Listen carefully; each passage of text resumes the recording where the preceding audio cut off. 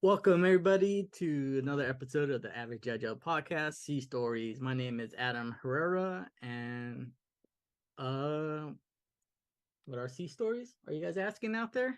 What are sea stories? Sea stories are generally tall tales told amongst fishermen and sailors. When you think of sea stories, I generally typical think of fishermen and sailors in a dark, danky pub reliving their past lives over beers. On today's special episode, we're doing malt liquor. I am drinking Mickey's. They don't sell 40 ounces here in the great state of Washington, in the mediocre state of Washington. I'm drinking That's a 24 ounce. is there some kind of law or I what? don't know, What's Josh, going on? but maybe we could say that till after the Sorry. introductions. You're so sassy. Sorry. Crack. 5.6 ABV, and I would like to introduce my wife Sabrina. Tell everybody how you are and what are you drinking. Oh, I am doing really well. Thank you for my introduction. Let's see. I'm drinking also a Mickey's Fine Malt Liquor, 24 ounce, because you picked them up for me. Didn't get much of a say in it. It's not so bad. I'm enjoying it. Yeah. So, with that, I will now introduce our resident rock star sailor, Andy Manis. Hey, thanks, Sabrina. I'm doing well. As being the classy rock star sailor person I am drinking the champagne of beers, Miller High Life, in a 40-ounce container, Round of applause. Round of applause. as God intended it to be. Yeah. No clue what the ABV is. I don't know. It's probably like 6% or 5.5 or somewhere in there because it's kind of beer adjacent. Yeah. Drew, how are you doing? What are you drinking? I'm great, Andy. Thank you for asking. Today, I am also partaking in the champagne of beers in the 32-ounce can. I did not know they made cans this big. It makes me feel very small. Cool. Yeah, it is the champagne of beer. So I'm excited to see how much of this I can get through. Welcome, Ari. What are you drinking? How are you? I'm good. I'm your wife also. Yeah. And I'm good. And I'm also drinking the champagne of beers. And mine, I guarantee you, I will drink about 1/10 of this can, and then it will be warm by then, and I will not finish it. And that's when it gets good. what I'm doing. I do And like you get the a straw, you can champagne just of drink beer. stuff, the cold stuff on the bottom the whole time. That's what happens. It holds it down there. No, just get a straw and just drink it every once in a while. And It's you easier always to, have the cold drink in the bottom. it's easier to Okay. chug at room temperature.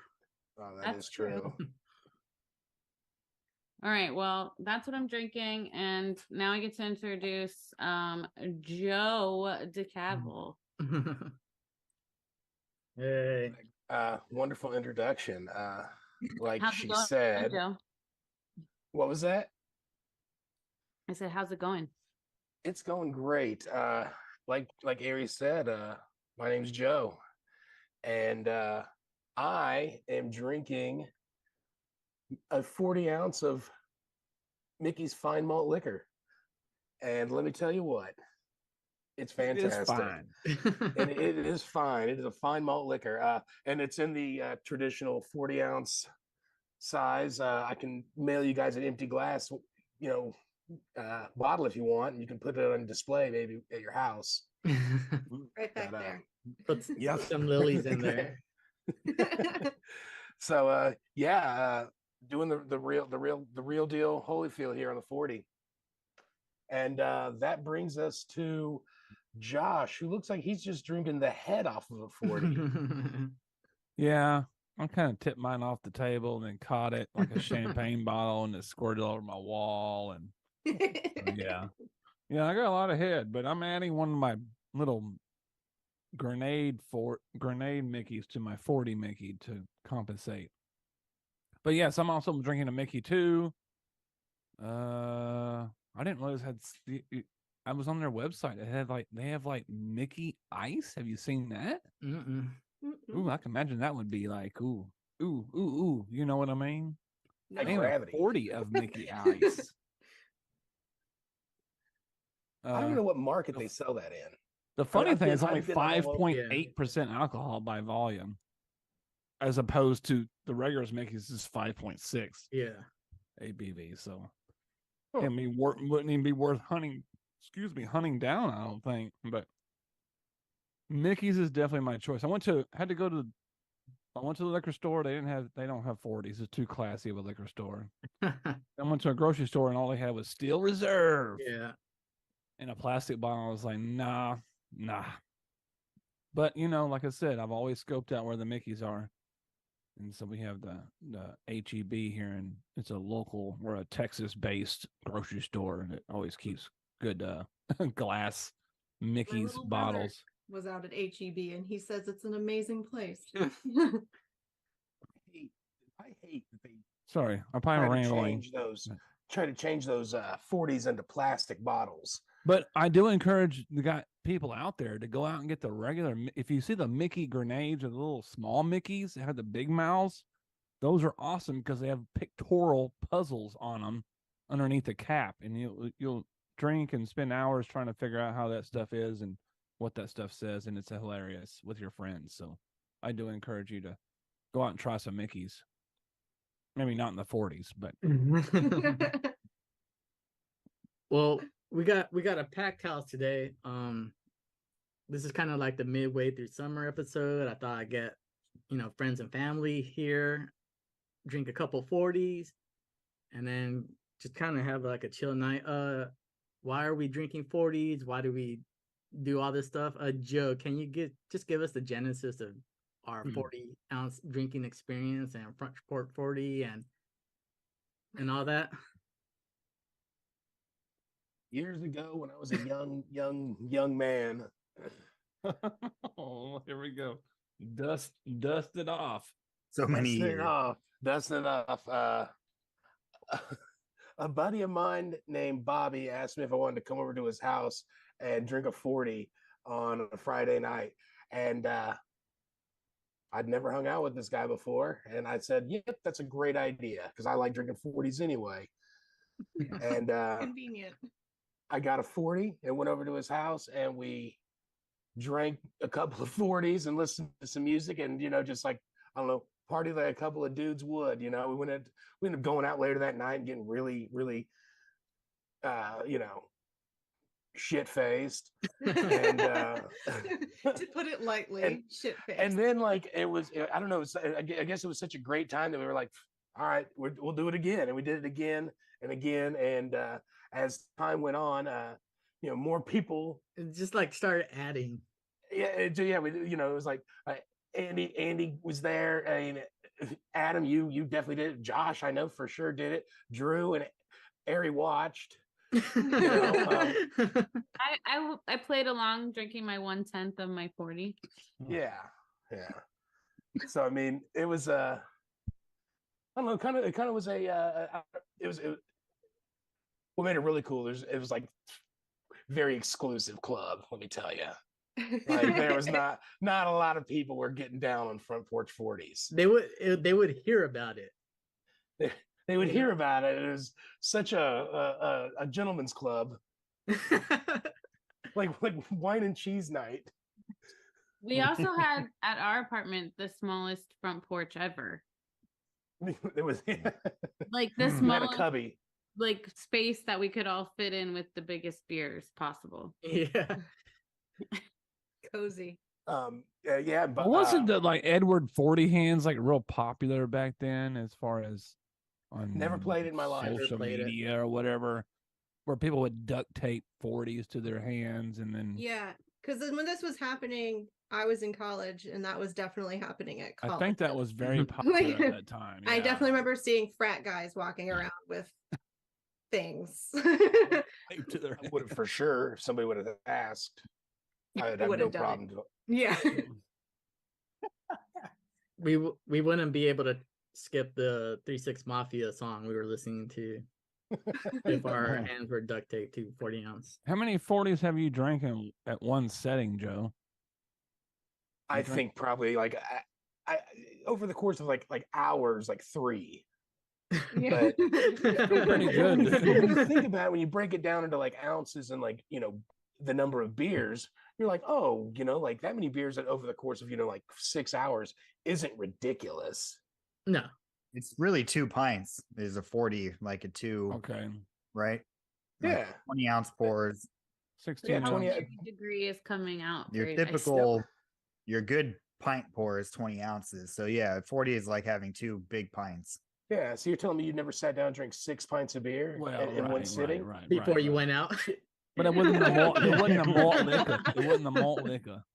Let me Yeah. let me drink a 6-pack real quick. Yeah, Real quick. well, I guess it's more than a 6-pack because it's 20 ounces. But yeah, let me slug these down.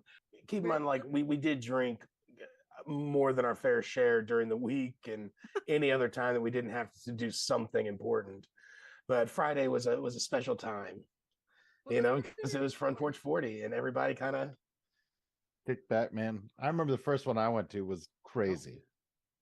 What was the first? Let's hear the story. The first one I went to at Bobby's, well, you know, I was not quite yet indoctrinated to the 40 lifestyle. So I was like, well, I got to buy like a beer I can drink 40 ounces of. And at that time, I was like, well, I guess Ice House was my move, which I almost, if I would have saw one, I would have considered getting an Ice House 40 to, you know, restart the fire, so to speak. But yeah, I remember I went over to Bobby's. I think maybe I brought my guitar for some reason, or I went to You're go a get rock it because I star. lived like 2 minutes from Bob. Anyways, and then like Q and some of the Guamanians came over and it got crazy. Like we ended up at Denny's at the end of the night. And, like Joe, you thought like dude was like OG or something crazy. Heard like there was fucking legends on the internet about one of Q's friends and everything. Oh, I remember Key's friends. Yeah. Yeah. Anybody else have a particularly memorable 40 Front Porch 40 night? Well, I know I was invited or was able to come over sometime with Joe one time, and I never was a connoisseur of 40s that I remember. Not like Joe said. I mean, I looked at a 40. I was pretty intimidated. I was like, because I was always this kind of. It's a commitment. Well, Yeah. that, and I always just kind of resembled. I always kind of related 40s with like homeless people or bums, you Yeah. know, like kind of like the Mad Dog 2020, you know. But hey, that Mickey's some good shit. So, but I really enjoyed doing that. I mean, that was kind of cool. That was definitely something I look forward to for sure. Because we'd almost have it planned on a Monday or a Tuesday night that we were going to do Front Porch 40 night on Friday night anyways. So we It was already like, planned. which 40 ounce of malt liquor am I pairing with my shoes? With your shoes?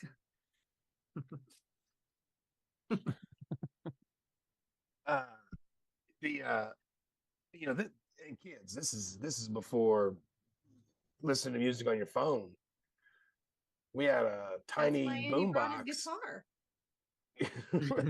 Well, yeah, that's a good reason. And you know, we'd sit out there with a book of CDs, popping CDs in and out and everything else. Yeah. Yeah, that's how you absorbed music back in those days. tell you, when we were hanging out with Bobby, though, once you had a 40 or two, seemed like that Hennessy would always find its way out of the freezer. Yeah. You know what I mean? He'd always have a full handle of Hennessy in the freezer. Let's start off with the first topic of the night. Yes, please. Let's get on some kind of topic, please. I need some kind of Get us- structure. I need some Joshua structure. straight. Yeah, I Freeform. need some structure. We're gonna start with the rating, and I'm gonna start bringing this topic to every episode. We're always gonna start or end with the rating, and today we are rating. Navy ratings. You guys see that? Oh yeah. Okay. Yeah, that's really cool, man. Navy uniforms. Mhm. S is the highest tier, F is the lowest tier, and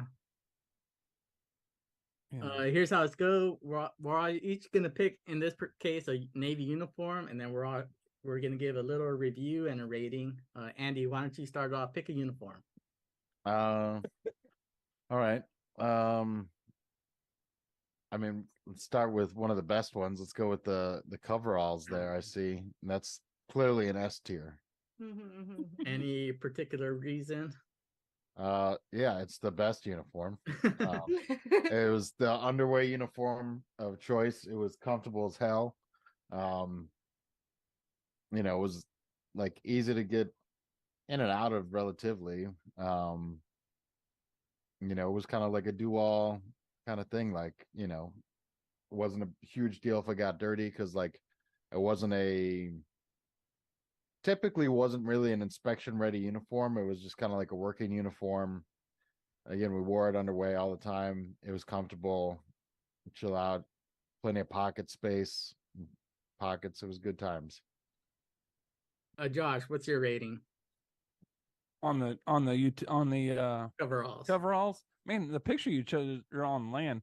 I enjoyed those too. But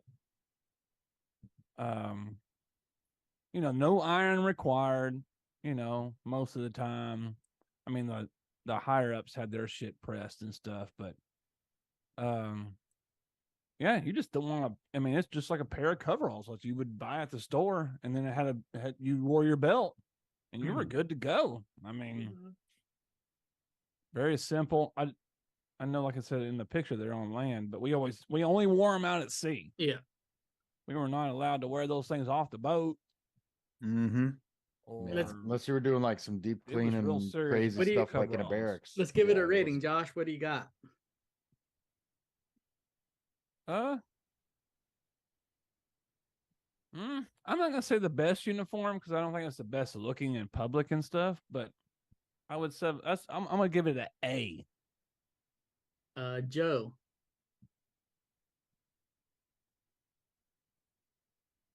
You really wear a belt with coveralls, and by that I mean I'm not talking about putting the belt on. I mean, who actually clipped their belt to where it was fitting like a belt with those things?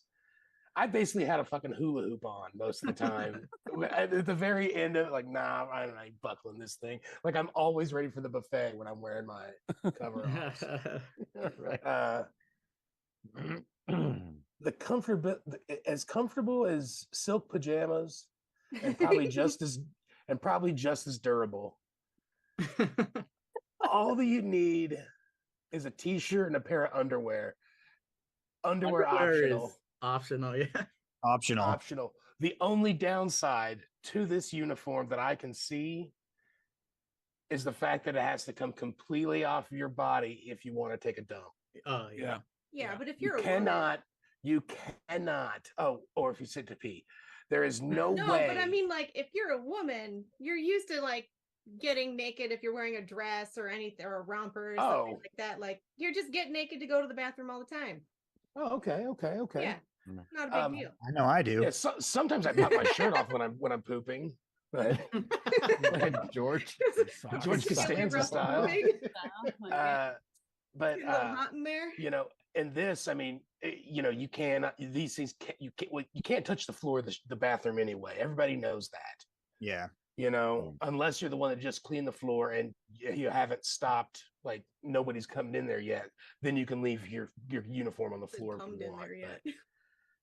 But yeah, as soon as that water starts bucking out of the urinals and shit and sloshing across the floor for 3 or 4 hours, I'm not letting anything touch it.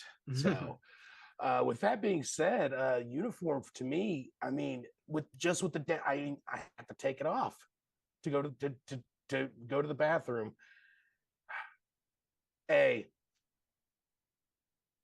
Sounds wait. Do I only get one rating for each? No, you could be multiple. Yeah. Oh, okay. Then yeah, let me give that thing an A. And it's a great uniform, but I can't poop in it. Drew. You could. It just wouldn't be very fun for anyone. Drew. I mean, I could poop in it, it'd be terrible. Don't poop in your uniform. First of all, Dude, top tier, easily the best uniform. While yes, you do have to take it off to poop, it is also ultra comfortable to do that. But you can easily pee in it. Easy to get your dick out in that thing, right? You can zip it from the top or the bottom. Oh yeah. Bottom. Yep. Fucking bottom. Come on. It was ultra comfortable. You didn't have to think about it. You just jump in that shit and you're good to go. Easily the most comfortable, like Joe said, silk pajamas. I loved them, man. Top tier. S for me. How many days in a row can you wear the same coveralls as an FC? Fucking 22? Realistically, 5. 5. Ooh, boom, damn. definitely. I'm rolling the whole week. Yeah. Yeah. Depending Easily on what one- I do. If I get salt water on them and you can tell I've been salty, they got to go. At that What point, was- I can't. have But you notice had a it. pair. You had a pair of like unrep coveralls. You had like a pair Yeah. of like shitty coveralls. that you- Painting coveralls. Yeah, Well, so, painting yeah. How coveralls. many pair were we required to have, or Two. was there a minimum? Just 2, I really? think I had 5 of those fuckers, man. I had Yeah. the most. Yeah, I probably had 4. Like you Yeah. were, I think you get issued 2, Mhm. and then you end up wearing them on the ship a lot, so you get like 2 more going. Did we Uh, get issued those in boot camp? Those coveralls? Yeah. Yeah, Yeah, Mhm. but you couldn't trust laundry to get it back in time, so you had to have like 5 pairs. yeah. Oh yeah, definitely. Ari, in your personal opinion, how would you rate this uniform? This Navy uniform? Well, I feel like this uniform, I can smell it.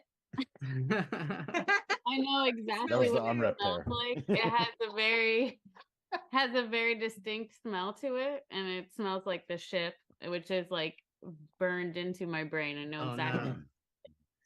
So I like that. I think that's a plus.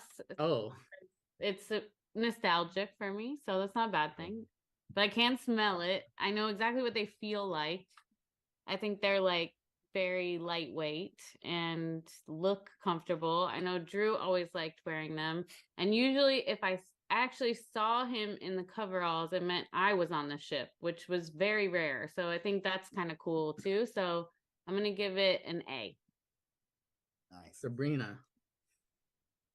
I freaking love this uniform. As a mechanic, it was my daily wear uniform, especially my first couple of years in the Navy. And it's just super comfortable. It was good for all weather. Like you could put layers on underneath when it was cold, because I'd be on that flight deck in the middle of winter, and then I was also on that flight deck in the middle of summer, and you could be pretty much naked underneath that. Nobody knew. It was awesome. And it was also the only uniform that wasn't fitted. So I felt Yeah. completely uninhibited. And also I wasn't concerned about any dudes checking out my butt, which was a big deal to me. Being surrounded by dudes. And so for me, this is and I agree, Ari, I can remember the smell because I could not get the smell of like JP5 and grease like out of these, no matter what I wash them in. So this is definitely my favorite uniform. This is definitely getting an S. Pretty split, I think. Yeah, everything has already been said. I give it an S tier as well. So I'm just gonna move it into the S. Josh. What Josh say about the uniform? Did he give it an S? Yes, sir. Oh well, I kind of want to change now. Nope. Well, Too late. what if I don't even know if I'll have an S? No, you really like pooping, That's and fine. these make pooping awkward. That's Okay. fine. Yeah. Josh, why clothes. don't you pick the next uniform? I'm gonna go with my favorite, which was the utilities, man. Okay. I still wear my utility shirt. I wore my utility shirt the other day. These are dungarees, by the way. or dungarees, excuse me. What none of us no, wore the oh, These are dungarees. dungarees. This is Okay. our utility. Utilities. Different. Okay. Yeah, I didn't And, experience bell bottoms. dungarees. Josh, why don't you start it off then? Tell us your opinion and give us a rating. I like the utilities because I like the shirt because it was like it was like a work shirt, so it was kind of tailored to the body. It wasn't like loose and baggy like the coveralls are. He felt good in these. Yeah, and then you had those cool pants. I don't know. I kind of dress like that now. I know I can't see anything, but I enjoy that type of wear, and I really enjoy. I don't know. I just enjoyed it. That was the one uniform that we probably wore the most, I would imagine. I don't know. Out of all of us, it's probably the utilities is probably the one we wore the most. I always had inspection utilities set to the side that we always wore in for inspections. Maybe I don't know if y'all believe that or not. No. I don't know. It's a versatile uniform. I was kind of upset they got away from them. They just look good. The embroidery, the how the patches and stuff looked. They were just a sharp looking uniform. I thought they were a sharp looking working uniform. I'm sorry, I've just been all I can elaborate on. Where do you rate it at? Dude, that's my favorite. I'm gonna go with an S on that one. All right. Joe. I have things that I appreciate about this, and then Josh brings up a lot of other good points that make me appreciate the uniform even more. I don't know. It's kind of just a clean look, unless you're filthy. Deck Seaman, I'm looking at you guys, but the pants weren't uncomfortable. The shirt was not uncomfortable, and you get the sleeves lopped off of them, and then like as soon as you get off the ship or you get to your car and you untuck your shirt, dude, yeah. I wore my utilities. I wear my utilities until like 6 o'clock at night, sometimes 7 o'clock. Go home and sit on the couch and just chill out of my utilities. Kick my boots off, maybe. At least the pants and white shirt. But the belt was getting loosened up. The shirt was getting untucked. Shit, utilities. I kind of like them, I guess. And I think the last time I had on my utility shirt was when I was like 31, maybe. And it fit pretty snugly. Now I don't think that some bitch is getting anywhere near me. I still have it. I still have I still have some coveralls too, by the way. But I just never slap them on to see what's gonna get out in the yard or anything. I think it'd be kind of weird. What are we rating this at? I'm not giving it an S. I can't do that. And if I got it, I'm gonna give it a B. Man, think about all the cool pewter belt buckles you could get and stuff like that. The fact that the pants can be used as a flotation device, give me an A. You can give me an A. Other uniforms. Drew, go for it, dude. All right. So this uniform, it is I don't know. It's not good looking. Come on, man. This shit is not good looking. You look like some sort of fucking mechanic that doesn't. I don't even know. Works on a $1 billion machine. However, I mean, let's be honest, how many times have we drank 40s in half of this uniform, right? So there's a lot of nostalgia. We wore this all the time in port. I mean, it makes, I'll tell you what, a great Halloween costume for shipwreck. So based on that alone and the nostalgia factor of the dress down of this one was super cool. I think I felt like a kind of like James Dean, just having the white shirt, the slacks and the boots, drinking a 40. I'm gonna give it a C, but because it's not good looking. It really is not a good looking uniform, but it's practical, it's comfortable, and yeah, I mean we wore it too much. I never had short sleeves though. I always had long. That was a big deal, wasn't it? You couldn't really. Some commands wouldn't allow it, or ship because of you couldn't wear it for firefighting. That's right. what But it was. other yeah. people, I remember like maybe it was in school that I remember that or something. Yeah. I don't remember, Yeah, but like school look- training I commands, you could do never had a pair of short sleeve utilities. If you got good at rolling your sleeves up, you'd look pretty fucking tough with Yeah. your sleeves rolled up on this uniform too. Yeah. I like to go for just a half roll up my forearms, so it looked like I was like pumping up iron and shit, but really I was like, I don't know, twisting knobs or something, Ari, changing light bulbs. Ari.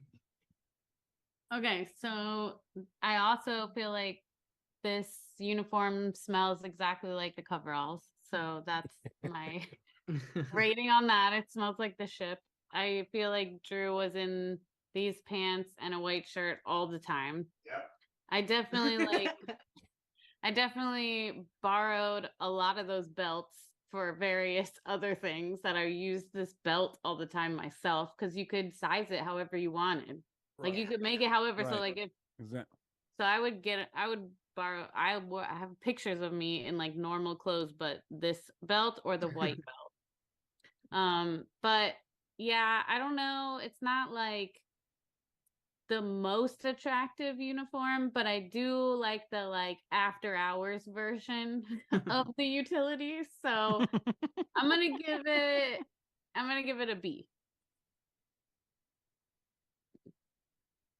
Sabrina. So my boot camp wave was the first wave that didn't get issued this uniform. So I never had to touch it, but I saw them because they, you get that transition period time. I never dealt with it myself. It seemed like a lot more work than the NWUs or the coveralls, which were our go-tos and for our daily wear. And yeah, I don't think it's like the most attractive uniform, but it's not terrible. I'm pretty neutral about it, so I think I'm just gonna call it short and give it a C. I would also like to What were ask some of the difference in the female? Was there a much of a difference between the male and the females on these? it didn't look like it Yeah. compared to like because when I went to A school and stuff, there were people there that had them still, and it looked like the exact same clothing that might have just been like wider on the hips for the pants or something like that. Right. Where did you Like, get this because most of the picture? uniforms did that. The like the NWUs and stuff like that, they all had it was almost exactly the same as the males. It's just they kind of actually I think it was exactly the same as the males because they all had that little bell at the bottom of the blouse. Anyways, I'm giving this a C, but I did want to say that when we were in boot camp, we learned how to use our coveralls as a flotation device. So you were covered. No worries. That's why they call them coveralls. God, couldn't you imagine going overboard with your utilities and being like, "Oh shit, I need my coveralls to make a flotation Yeah. device." I just want to say that as far as the utilities, like I like them a lot. I think they look nice from a military application. And when this is a import working uniform, and like when you're doing like promotions, awards and stuff, like a star-struck utility uniform looks fucking nice as hell. It's crisp, sharp edges, shined up boots. I think that's a sharp looking fucking uniform. And because of that, I'm giving it an A. Andy? Yeah, so this uniform kind of sucked like a lot. You wore the shit out of it. This was, you wore it most of the time at boot camp. Sure was easy to like iron and press up, and it would look decent, when you got like good creases and stuff going on in it. But basically the Navy said, hey, we had the dungarees and those were really good. What if we took the look and then made it way less durable and kind of suck? They had like the durability of like -5. They tore at if you looked at a sharp edge, The pants would wear out or whatever, like you kneeled, down to like pick up something, and then your knees were scuffed and like never returned back to normal. Yeah, a lot of work. I want to say that like when we were doing like the boot camp swim qual and all, like that it was a dungaree pant, not those pants that we use for flotation, but I could be wrong. So I'm not sure exactly, like, because these were like fairly new when we went through in like 2000, 2001, I want to say. These kind of like, the other instructors and stuff I remember that we had remember the dungarees said these were more like the prison uniform, but so were the dungarees. It was a prison uniform, for sure. It was kind of the stigma to it. I don't know, like, it was simple though, so like that was decent. I remember once having to buy like a new utility shirt for a DITS inspection, accidentally bought a fucking short sleeve one, which did me no fucking good because you couldn't wear that for the inspection. So that was like a waste of like $30 between getting a crow and name tapes and everything else put on that thing. And I don't think I ever ended up wearing that utility shirt. Like, it was a lost cause. Because it wasn't like I ever went to shore duty for instructor duty or anything like that. Yeah, I think probably C's probably about right, I guess. So collectively, that's about between a B and a C, averaging out. Joe, pick the next uniform. Let's go to the gold top. Oh, the PT uniform. This PT one? uniform. Absolutely, PT. yes. Good for me. Good for you. All right, kick it off. All right. It's great. Did we isn't wear it? a gold top or we wore white tops, didn't we? We had white. We didn't have tops. the PT uniform. Oh, I thought I was just going off with the blue shorts and the white Yeah. shirts that we got in boot camp with our New Balances. Yeah, it New wasn't this an Balance. official. This guy, I mean, do what more could you want? I guess. It's shorts and a t-shirt and a pair of shoes. But his shirt is tucked in. Remember those awkward last shorts? They had like situation. they had like a liner on the inside. Remember? Yeah, they're like This swim guy trunks. looks like the stereotypical neighbor from like a comedy movie that like, hey, want to come over for sausages? Well, we're not Like- we're not rating the guy, we're rating the uniform. Yeah, but look But at the his u- face. You just These want were to hate all it. unisex too. I remember that. Oh yeah, Um, it's a good uniform. I mean, it's short shirt. It's a short shirts and a pair of shoes. I mean, there's not much else to really say about it. It's a t-shirt. He's not I wearing think a the short- hoodie. He's not wearing a hoodie because all the girlfriends have them. Yeah. I still have mine. Yeah. Aries still wears it sometimes. Oh, I nice, wear it nice. regularly.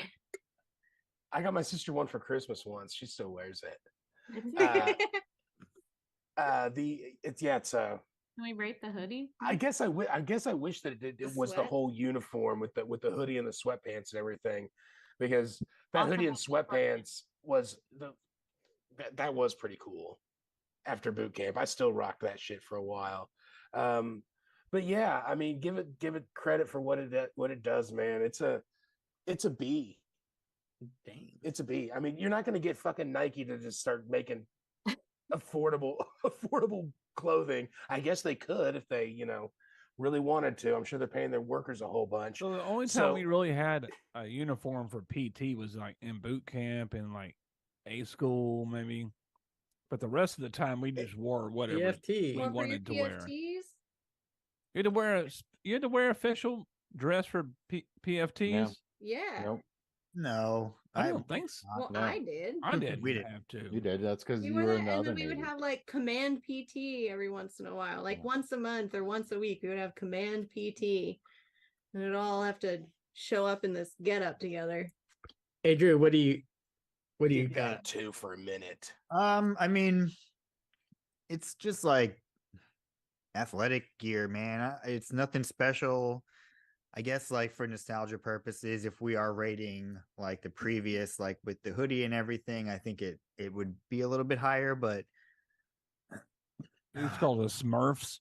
The Smurfs, is that what they Yeah, call it? Smurfs. Smurf or yeah, which and yeah. the big ass reflective Navy SEAL on the front of there. I'd give it a C as well. It's like pretty mediocre, like you can't really complain about wearing it because one, you're not working, that's for sure. And two, you're just chilling, man. So, but you can wear the shirt. I guess like you're not really wearing it too often because it is like your boot camp, and that's very much a booter thing to do. But I'd say C. Ari? Okay, so I don't recognize this particular combination of clothing that Drew ever had. That's Like, I fine. think- Rate what you see. So I have to rate this and not what he wore. That would Correct. really. You have to rate this. This is horrible. Yes. This is so horrible, you guys. Like he has a t-shirt tucked into elastic waisted athletic. You had to have That that was part of the t-shirt tucked in, uniform. dude. You had to have a t-shirt I tucked in. know, That- but there you I'm go. rating Tuck it. it in. Yeah, I'm rating it based on whether, from my perspective, which Yeah. is not having to wear this, but looking at this picture, it's just bad. Like those are not even good sneakers, or like I Dude, don't those know. are New Balance. Those are issued sneakers. Those are government issued Ugh. sneakers. That Those are the doesn't make best them the government good. has. I mean, I'm sorry you guys had to wear this, so I give it. I give it a E. Dang. It's not good. No bueno. Sabrina. I think I'm gonna call this my least favorite uniform out of all those that I'm seeing that could possibly happen. I hated wearing this uniform. Nobody looks good in this uniform. Nobody felt particularly athletic or fit in this uniform because it would always hug like you saw everybody's body in this uniform, and it was just nothing but judgment, and you couldn't untuck your shirt. So even if you had like a little belly or a roll or man boobies or whatever, nobody felt good or ready in this uniform. And that liner sucked, and I hated it so much. The only good thing about this uniform is the hoodie. So But we can't rate the hoodie, right? Because if I were rating the No. hoodie, it's Okay. not there. So like Yeah. nobody liked this uniform. Was it acceptable to exercise in? I guess so, but personally I like feeling good when I'm exercising, so I don't get all uncomfortable and be like, well, I'm gonna leave the gym now. So I'm just gonna go ahead and give this an F because I hated it. I absolutely hated this uniform. I got rid of him a long time ago. That was the only uniform I was like instantly trashed. This uniform is trash. It looks awful. Even like the physical specimens in the Navy, they look terrible in this uniform. Like dudes, women, if you had like thick thighs, those shorts were riding up all the way to the top, and Oh, they were. there's nothing great about this uniform, and I also give it an F. Andy? Yeah, this was a prime example of the military coming up with problems that didn't exist and solving them to try and pat themselves on the back. There was no reason to ever have this uniform. In fact, like I remember specifically I don't know, was it like the class sponsor or whatever the hell it was? Like our like when we were in A school, we had like you had a fleet returnee, whatever, like a second or first class that was like he wasn't the class leader, but he was like the class Section leader or something like that, or I don't know, whatever he was or whatever. His like, there was no, the Navy doesn't like, there is no PT uniform. Like, when we had PT back in the day, like you just, even if it was command PT with like A school or whatever, tech or anything like that, it was just, go in PT gear, workout clothes. And then they're like, we should, standardize things because you had people from different eras of boot camp, whether we had the Smurfs, the white top and the blue sweats and all that, or this thing and all that. Like, well, let's make everybody do this. And it'll work itself out. And it was just like not needed. So yeah, sure. It's a fucking pair of shorts and a t-shirt. I can't imagine the brain trust that came up with that idea. Well, what do we need? We need a PT uniform. What should we, Oh, and the Navy colors are blue and gold. All right. Fuck. Nailed it. Yeah. Somebody give this guy a raise. Got it. It's EF. I don't know. It's down there. There's no reason for this to exist. Damn. Jeez, Josh. Andy. Josh. Yeah. My opinion on this photo, I think this is some kind of like chief initiation. Don't look at the dude. Look at the uniform. Oh yeah, because it's blue and gold. I think We're gonna that judge us all these enlisted- dudes. We're gonna have a completely different rating. These enlisted people always wore white and gold. I don't know. Getting into PT gear and boot camp. That's the only time I ever officially got into PT gear. I was in boot camp. Or you wore I those think- shorts all the time. Those shorts were painted. They had like a liner, and they were almost like swimming trunks. They had like a Yeah, that was the idea. liner in them. You still And- wear those types of shorts all the time.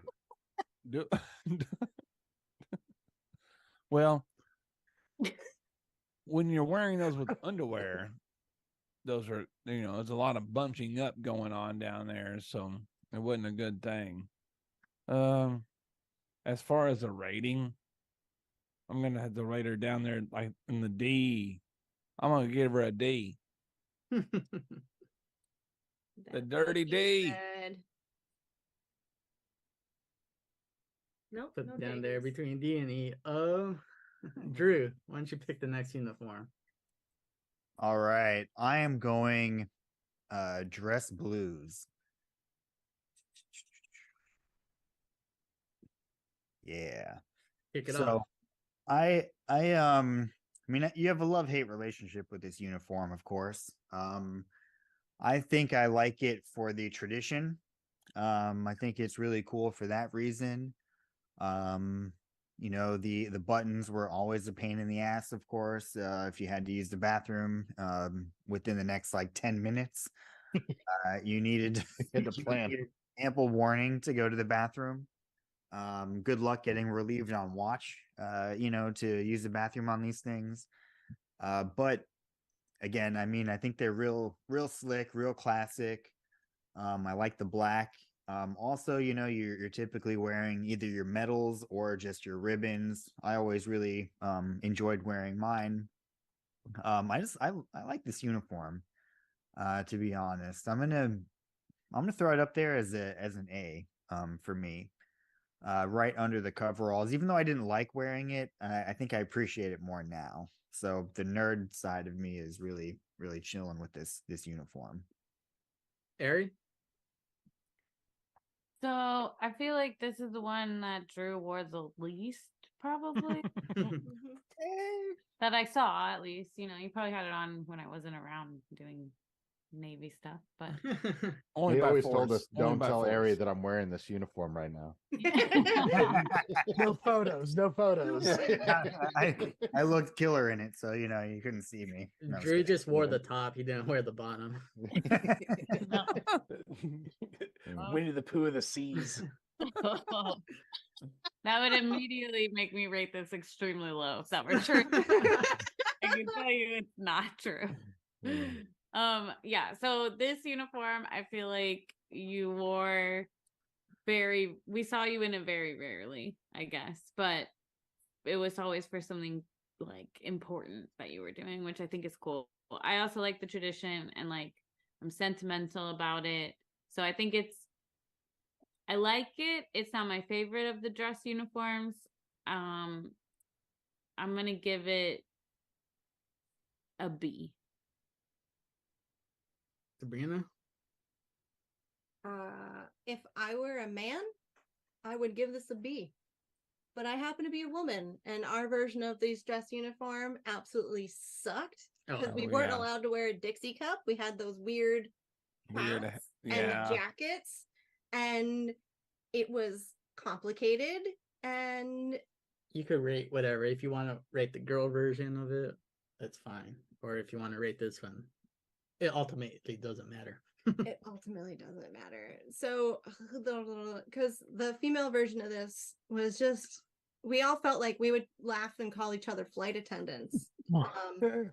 Right. And those hats are really awful because you have to put them in a special box. They get all bent up and whatever. So for that purposes, I always felt really not great in this uniform. I'm gonna go with a D on this one. Oh well. For like I said, I'm gonna rate it. I for think the way females, had to- y'all had like a little neck thing, like a neck it was tie like a thing you had to little- wear. Yeah. It and was you had like a weird fake hat. necktie that went underneath a collar. So you had to button the collar all the way up here. And then it had like a jacket that was kind of like a chief jacket, but it was fitted. And then like the pants came all the way up to like, well, I guess you guys had that too, when it came up like halfway your torso. Yeah, your waist.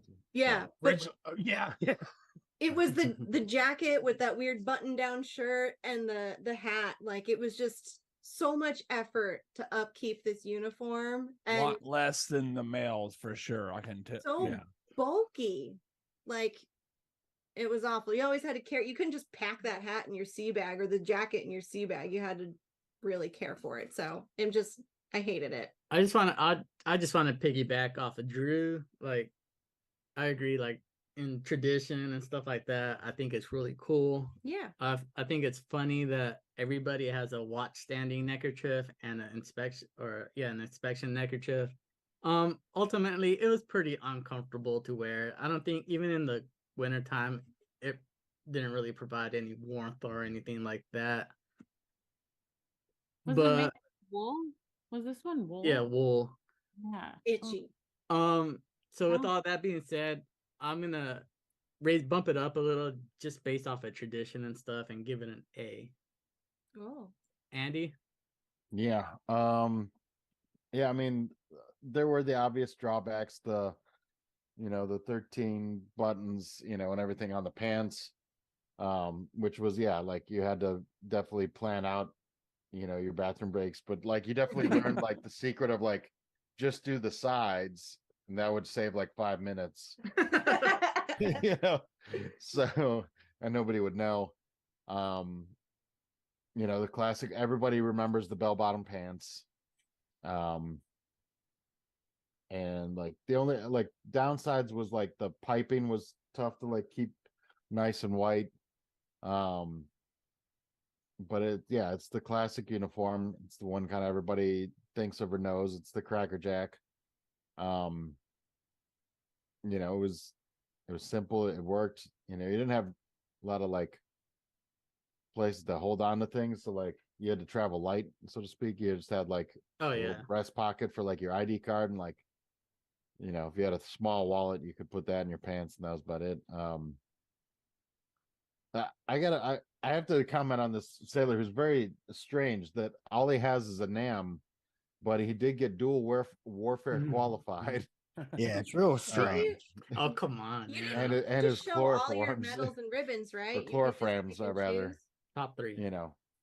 It's very strange that he never, had enough sea time to get even a sea service ribbon, but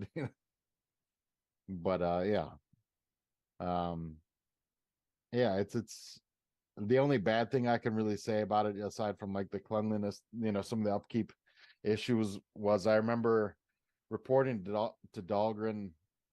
I traveled in uniform, and it was March, but it was like, because it was Virginia, it was already like 90 degrees here that year. Oh yeah, So, because like- there was a time that the Navy would tell us when the transition to different. Yeah, we didn't swap till like uniforms, right. April or something. Right. So like I remember like my jumper top got all wrinkled from sitting in the car driving down to Dahlgren from Ohio all day. in that heat. But yeah, it's an A uniform. Okay. Josh?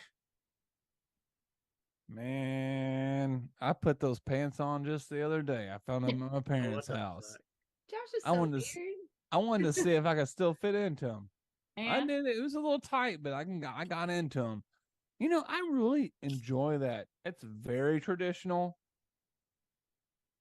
I always felt like a sailor when I had that uniform on, like a true sailor with the nice white hat. I know the old school sailors used to put like designs on the inside of their cuffs. They'd call My like Liberty grandpa- cuffs or something like that. Yeah, My Liberty grandpa Cup. had a bunch of dragons and shit or something like. So Oh, the Liberty cuffs. yeah, and I know you'd always store your uniform. The whole uniform would be stowed inside out. Yeah. Do y'all remember that? Yeah. Mhm. It would be inside out in the hanger.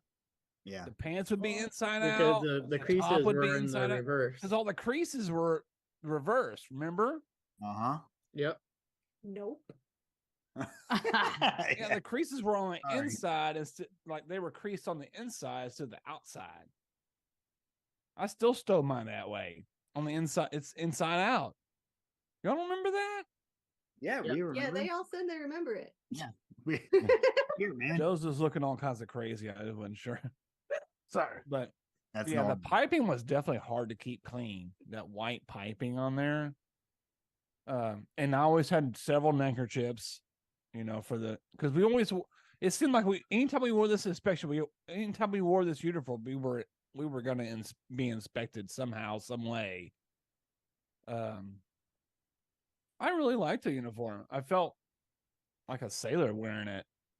And wool never really bothered me. I know wool can be itchy for some people, but never really bothered me. There was two front pockets there was two like small front pockets in the front. And then of course you had your inside pocket where you would keep your ID and stuff like that. But I always tuck everything in my sock or whatever. I enjoyed that uniform. The What do you legs rate it? were very wide, almost like a Jinko jeans. Probably not that extreme, but What do you rate it? what do I rate it? I'm gonna put it in the A category because it was a lot of pain in the ass to take care of for sure. Joe.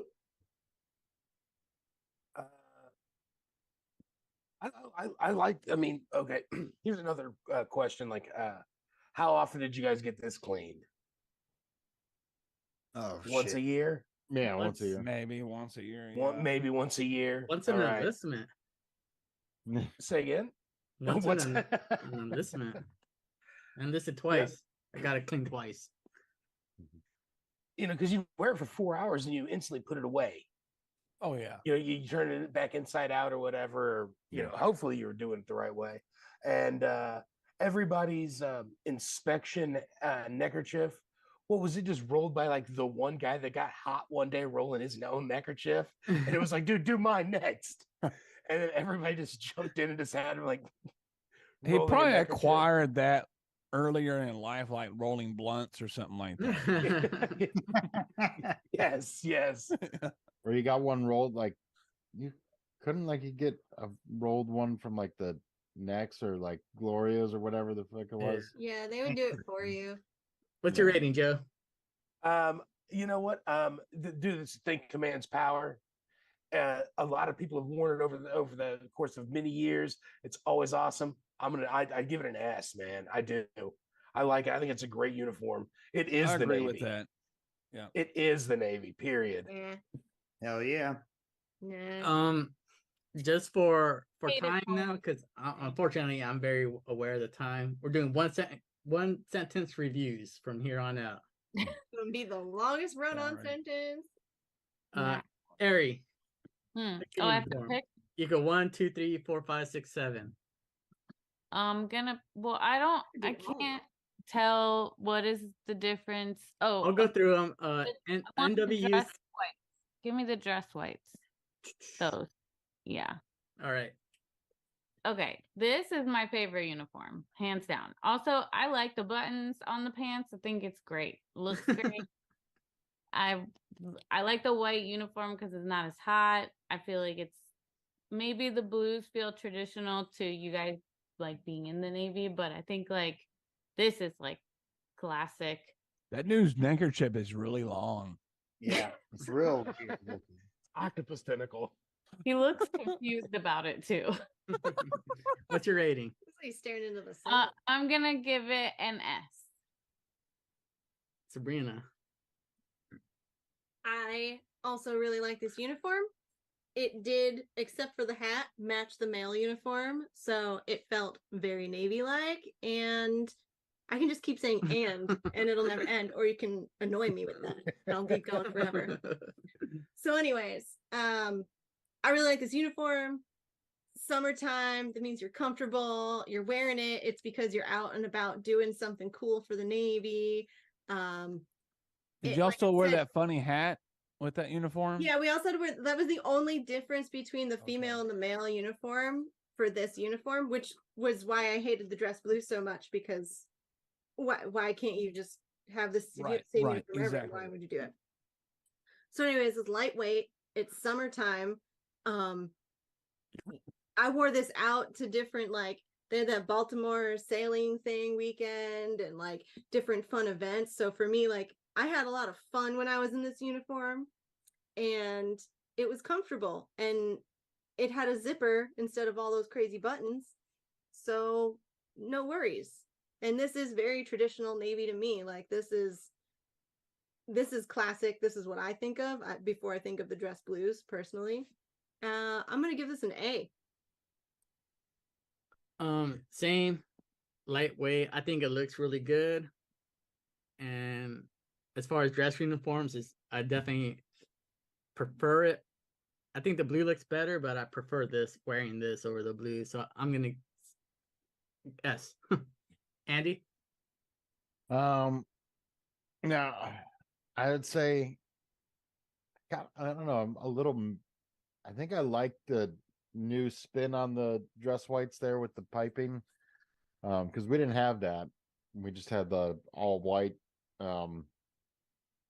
jumper there, but I kind of like the nice touch. It makes it more in line with the blues. Adding the pipe in there kind of gives just the right amount of, like, I don't know, flair or whatever to that uniform. Yeah, it was nice. It was new. It was lighter weight, breathed better in the summer months. It wasn't quite as bad. You had regular pants that you could poop in, or not poop in, but easily take off to poop in. Don't want to poop in your dress white. Never poop in your uniform. They Of had all the the uniforms to poop in. Unless you're yeah, they had the panty liner or whatever, in the pants or whatever. It had like the thing so it wouldn't show, like, if you had red underwear on for no reason that day, kind of thing. Yeah. What's your rating? Let's go A as well, same as the blues. It's different side of the same coin. Josh? Yeah, I agree with Andy. I'm gonna go with an A on that. It's traditional. I like the material. I wish I could find that material. It was kind of like a spongy, There's not been a stretchy Navy kind of. uniform you haven't liked. Do y'all remember that? Polyester? It was kind of like a stretchy material almost. It was really kind of a cool material. Polyester? But Yeah, I don't have that one no more. I don't know what happened to mine. Rayon or That's some shit. I don't know. Yeah, Joe, what do you think? Did he give his rating? definitely an A though. A. Definitely an A. Due to the fact that my hands are always sweaty, I have to give this thing an A, because my thighs were always kind of grimy in this thing, because I like to wipe my hands off and dirt would just, dude, I couldn't keep these fucking things clean for 10 minutes. That's what, looking at this photo, all I Yeah. can think is, like, why is that guy leaning on that stanchion? Like, right. It's all He's dirty. just Yeah, messing up everything's his uniform. everything's dirty as fuck, you idiot. Get off of it. Yeah, Don't touch don't anything. Don't touch anything. you got time to lean, you got time to clean. Drew? Yeah, right. Drew? I would have thought All right, white so uniform on a ship, on an industrial ship. yeah, stupid idea. Yeah. Second most traditional uniform, more comfortable than the blues for sure. Always scared to get this shit dirty. Anything you touch would get it dirty. Also, I think that the ladies love this uniform the most. I'm gonna give it an A. They did. Ari. I did mine. Oh, did you? Yeah, Yeah. Yeah, you're right. You're right. That's about an A. So it's probably Yeah. in line with the blue. Sabrina. Da, da, da, da, da. Let's do the I don't know what it's called. Peanut butters, black and tans. Did it have a real name? Navy Peanut War- butters, as far as I know. Yeah. I was like, I'm Jesus, pretty that sure it looks like a wasn't called peanut Marine. butters or black and tans. But let's go with that. Because everybody wore that.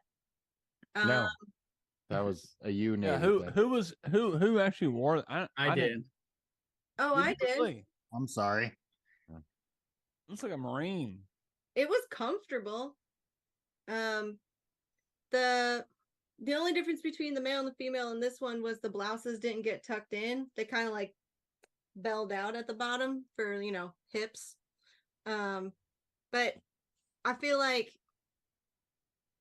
especially like everybody looked good in this uniform. Nobody looked like absolute trash, and it looks formal yet casual as far as you could do anything in this uniform, but you knew you weren't getting dirty, I guess.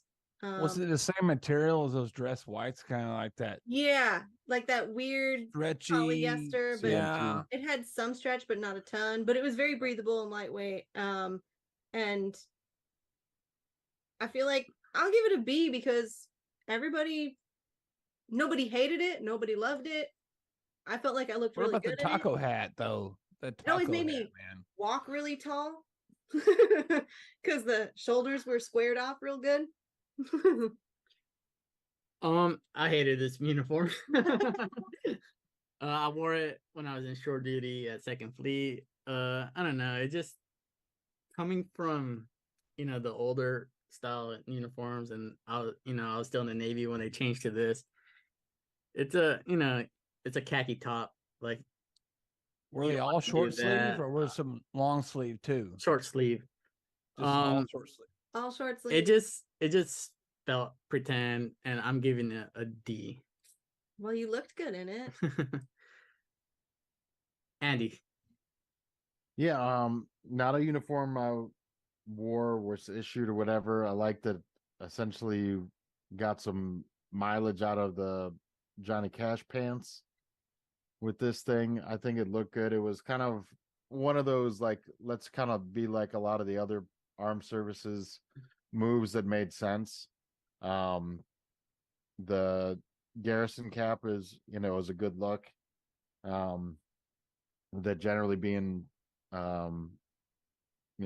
E6 and below you didn't get to wear. Outside of you could get that for the working blues, and that was cool. So like it was one that I never got to wear or nothing, but I think it looked good, and I give it a B because I give it a B. Like it looked good. It wasn't anything special, but it served a purpose. It worked nice. Josh. I never had the opportunity to wear it, but I like the way it looks. The taco hat or whatever it's called. Am I saying that right? The little Taco, yes, you're saying taco correctly. I've never I've never enjoyed.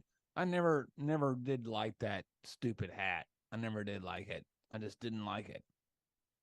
I just felt like I was at McDonald's serving burgers in 1940 or something like that. What's your rating, Josh? Dude, I'm right now at a D. D for dumb. Joe. Oh. Pretty simple. I don't like the idea of us folks wearing khaki. I just don't like it. Like there's a huge distinction of hatred and of just common like mistrust. I mean, Mistrust. the colors. These colors don't run, man. No, I'm just gonna go ahead and I'll just give it a D. And plus, that stupid taco hat is like a fucking like sock. I don't know, like it's as effective as like an old timey dude's like pajamas with like the long sleepy cap. Like, what's the point of that? I hate this hat. It's always been dumb. Put a fucking ball cap on, or put something else. I don't know. I remember there being specific human beings I can see with that hat on, and And I'm I just know like, when I This w- hat so when I much need because that- you didn't have to do the ladies the stupid hat. Drew, what you got? This is a fucking horrible uniform. First of all, let me just say, this looks like someone is in the army. I do not like this uniform at all. Or it looks like someone out of ROTC or some shit like that. I rate this F for fucking horrible. Ari. Okay, so Drew never wore this, and Thank God. it doesn't look like someone who would be in the Navy to me. Like, I agree with that. I also think the hat is dumb, and I give it an F, you said? yeah. I know when I was looking for answers to a question, I did not go find somebody in a khaki outfit. I found somebody in a blue outfit. I swear it was comfortable. I mean, I don't If it was disagree with blue, that. it would probably be all right. I'm gonna choose the old school dungarees. I never wore them. We should only Denim choose two. material, bell bottoms, and Dixie cup. I just think it looks fucking cool. When I Yeah. think of like old sailors working, working topside cigarettes in their mouths, Right. I agree. cool tattoos. This is what I think of. It's still, I think it's still outdated, but I still think it looks pretty fucking cool. So I won't give it a high. I won't give it an S tier. I'll give it a B, a high B. But Well, he's not wearing his rank. Does Seaman and Seaman Apprentice not wear rank on those? it's just a default picture, Josh. I don't Okay, know. Sorry. I think it's like an Andy. Adobe stuff. thing. This was the uniform that, was a thing of legend, essentially, because everybody's like, man, dungarees are great. Like, it's a shame they went to these shitty utilities. They used to stencil on or whatever, like the crows and some of that shit, which was cool. Or like your name tape was actually like stenciled on or whatever, I guess. You And, draw it on. yeah, which was like, I don't know, convenient or something. It was, less extra money to dump into a uniform that didn't last but 10 minutes.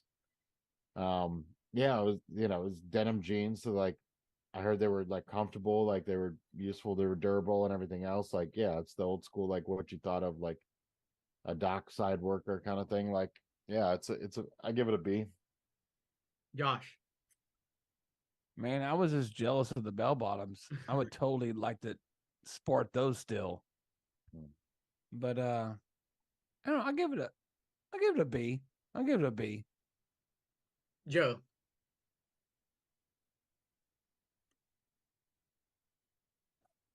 Didn't hear anything you said. No. how about now? Yes. Yeah. All right. The pants look great. B. Drew. Oh man. I just wish we could wear jeans and on shit, man. Shit. This is Yeah. a great uniform. Also classic, super comfortable. Fucking B for wearing badass bell bottoms. Shit. Right? Harry. Yeah, I like this because it's very classic nostalgia. You know, my father-in-law's in the Navy, my grandfather is in the Navy, my great-grandfather was in the Navy. So I feel like they probably all got to wear these pants at some point in time, and they're pretty cool. So I'm gonna give it an A. Sabrina. Yeah, like everybody says, classic. It looks fairly comfortable. I do think jeans are pretty heavy for, the summer. Probably hot as fuck in the Mediterranean. But other than that, like, cool. I'm gonna give it a B. Solid B all the way around. Back to Andy. All right. Let's go with Johnny Cash. Just 1 second. Yep. Yeah. Shrink these up. All right. Oh, hey-o. I've never seen these before. Yeah, nobody ever wore them. That was the problem. Yeah. They were fucking badass, though. They Yeah, were look great. Look at how great that is. And you could also wear it with the piss cutter if you wanted to opt for that. What's that? The Garrison cap, the taco, Yeah. the That- taco hat. It's called a piss cutter? What? Yeah. Yeah. Okay. Why would they call it that? I don't know. That's what they call it, Okay, man. thank you for asking, Joe. I didn't make up these names. I've I'll never tell you heard that later. before. You'll tell I me think later. you Yeah, I'll should tell you explain later. it in detail. I think Well, this I is feel like where That in would the be interesting to episode, know. like Sabrina jumps in and she's like, "So in the Navy, a piss Yeah. cutter." We tried that at the beginning, and Adam got so annoyed with me. That's not That was true my favorite part. whatsoever. I just didn't have time. Editing is a long process. Oh, is that all it was? Holy shit. I just assumed you got really annoyed with me and didn't want to deal with it. Andy, what are you rating It's a this? piss cutter. Yeah. This was. It should be an A, but it's a B because he never wore it. But it was a great looking uniform. should It be was an A. simple. It worked, but we never wore it. Like if it wasn't for, like, what was it in training commands? You wear like a working uniform every other Friday because it was the working blues. Like you never would have wore it ever in your career. I don't think. Was there a tie? There was an official tie with that. Yeah, there was a uniform, tie. wasn't You had there? a tie. You had to Okay. learn how to tie the four-in hand knot, which everybody had somebody tie it for him in Tech Never. Core, and then never untied it. right. Josh, I what are you still have rating it. this? Windsor. Yeah. Josh, what are you rating this? I'm gonna rate it as a C. I never really enjoyed wearing it either. There was a lot of pieces, a lot of, it was a different material that kind of wrinkled a lot. And there was never a lot of times where we were required to wear it. So I really didn't enjoy that uniform. So I'm gonna rate it as a C. Joe.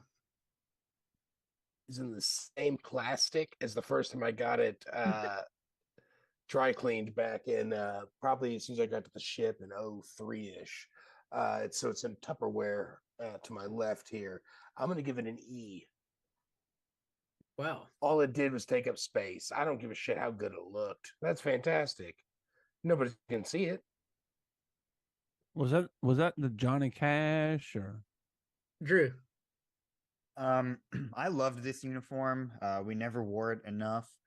I did enjoy wearing it with the piss cutter, as they say, but I did not like wearing it with the Dixie cup. But it was really cool because you could have like a tie clip with it. I thought it looked real slick. Awesome nickname. I will give it a B. Ari. So yeah, I don't feel like Drew wore this very much, but I know he wore it once to do like a talk at his sister's like middle school. That was his choice. He could have, and it was probably summer in Florida. And I think he picked this uniform because he liked it a lot. But yeah, I didn't wear it very much, but I did really like it. I think working blues and dress whites are like some of my two like top uniforms. It's like this look. So I'm gonna give it A. Sabrina. I don't really have any strong opinions about this uniform, so I'm gonna give it a D because it sounds pretty useless. As far as me, to me, I think this is like the dungaree version of the working blues. Like I could picture like just some old school sailor in like shore duty smoking cigarettes in classroom or something all the time. But it does, like when I look at this, it does absolutely nothing for me. So I'm giving it a C. It is the working uniform of the guy that has been in the Navy for like 21 years and is still an E6 Yeah. and just like hangs out on the smoke deck Yeah. and tells you how cool retirement's going to be. Josh, Very, why don't very you pick the appropriate. next Yes. one? I get to pick the next one. Yeah, 1, 2, 3, or 4. Let's see here. What about the working whites? Let's do it. What you got? Terrible.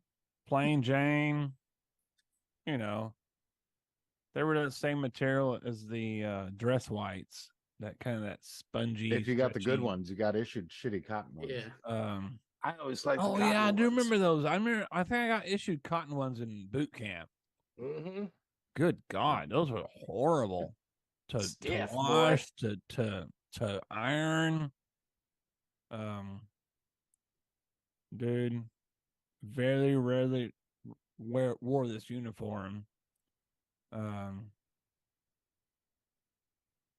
going with the C on it. See, Joe.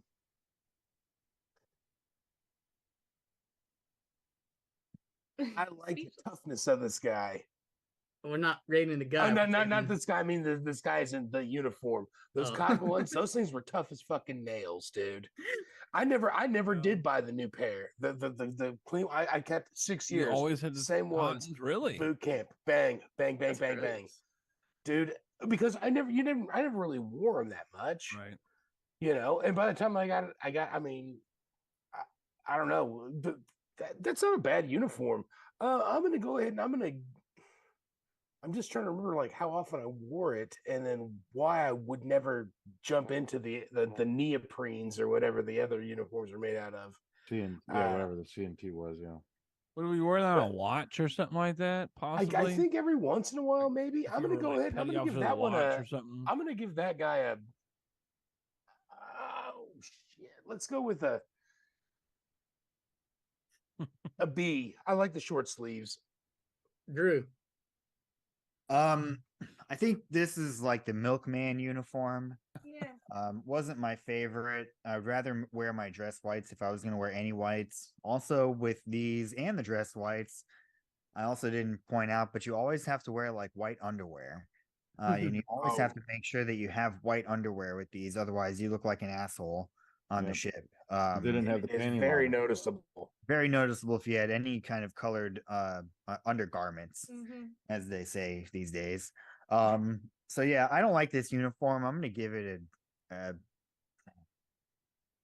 gonna go C. Harry. Yeah, I do not like the short sleeves. I don't think that it looks like, I don't know, doesn't look sharp. And it's just kind of a dweeby uniform. Like the working blues are like so much superior. So I give it a D. Sabrina. I don't get the purpose of this uniform. Because if it's a working uniform, it's gonna get dirty, so it's white. It feels like a bad life choice. Bad life It looks like a baker, or I don't know. I'm not a huge fan of this uniform. If you're gonna wear white, like there's other uniforms to wear to work in or dress up in. Like, why do you need this uniform at all? You don't. So I'm gonna go ahead and give this one an E because I don't care about it. Is it Uh, one? I'm also I hated this uniform, and the CNT uniforms are fine, but like I did have to rock the 100% cotton white uniforms, and those are fucking miserable. And strictly because of that reason, I'm giving this uniform an E. Andy. Yeah, it's the ice cream man uniform. It was kind of shitty. It was white and got dirty like instantly. The cottons were like not very. They were super lightweight, but they looked like ass. And cheap, unless you sprung the money for the CNTs, but you know, who's gonna do that when you're standing topside rover all the time anyway? So it didn't matter. Yeah. So, short sleeves was a plus, but yeah, it's. I'll give it a D. All right. Joe. No. Yeah, is it Joe? You're next. Let's go with that. Whatever there's on the very top. This guy. I don't even know what that is. Yeah. What? NWU's Type 1. The Digis. Oh, okay. This replaced the utilities. Okay, so this is what they wear in lieu of utilities these days. Not anymore, This but is- they did. Oh, okay. And so this was like was this like the same type of camo that we got like when we were like bitching and over No, this is digital. Those are more of the old school Yeah. desert. yeah, they were desert camo, but was it like the same material? Oh yeah, yeah. Yeah. Oh, okay, rad. Okay, number one, it's stupid as shit. Period. It's fucking This guy dumb. looks goofy up in front. Camo Yeah. on the open am, seas, huh? Does Alright, he have cool. a sword? Yes. Yeah, it must have been. Oh, that's a sword. I thought that was like a cane. I thought That's he was cutlass. It blind. must have been some kind of drill Probably team. fighting something those going Greek on. gods or something. Zeus. or- Okay. Anyway, Focus on the so- uniform. Okay, Please. so there's a guy with a sword, and yeah, no, there's absolutely no. I don't understand the thought process behind digital camo on a ship, but whatever. I don't. I think that's ridiculous. I think the whole concept of the BDUs are ridiculous on board a ship. You may see the ship, but you don't see the crew. That's right. That's right. That's right. What's your rating? That's, geez, man, F.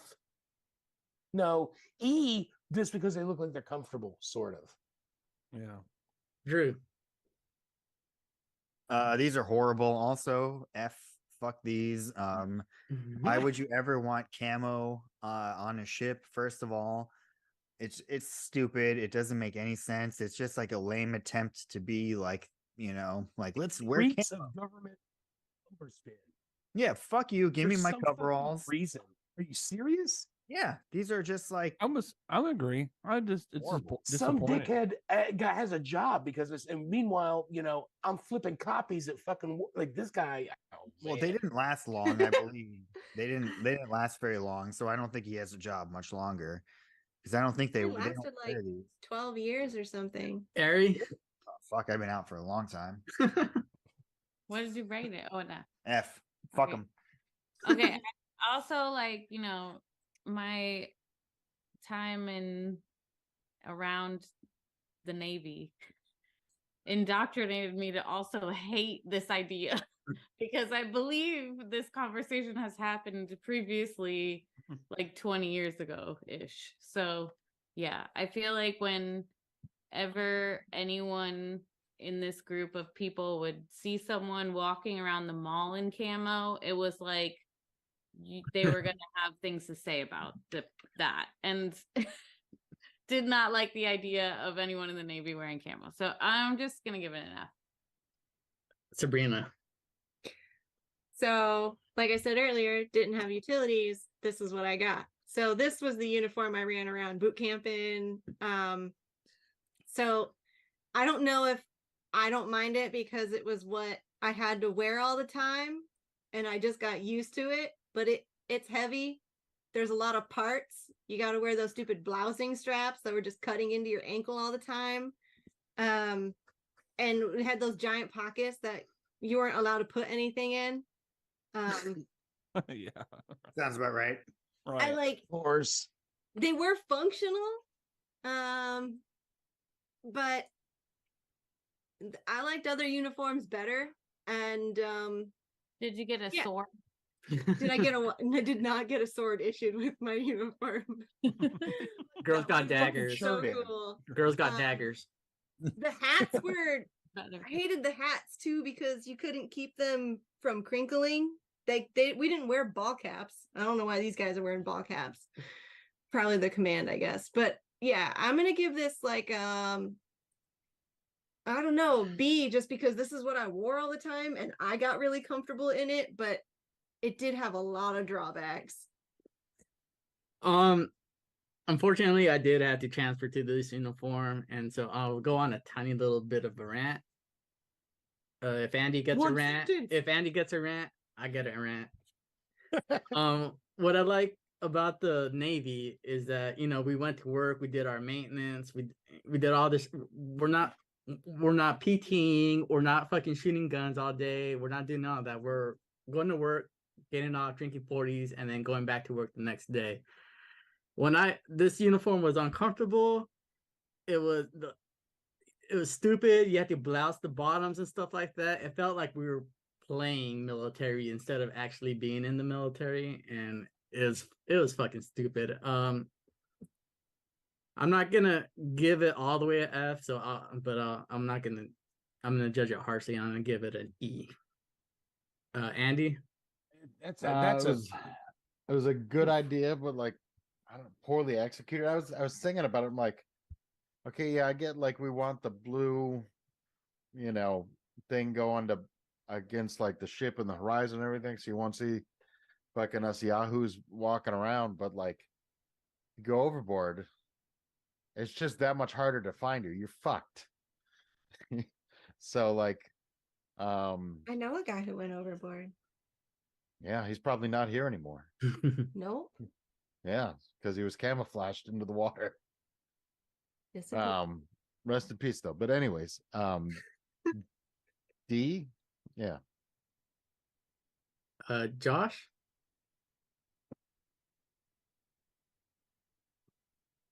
Man, they look really comfortable because of the blouse and everything.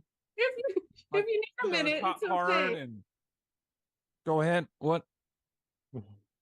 But I never got to experience these. My personal, I think they were like transitioning this when I was getting out.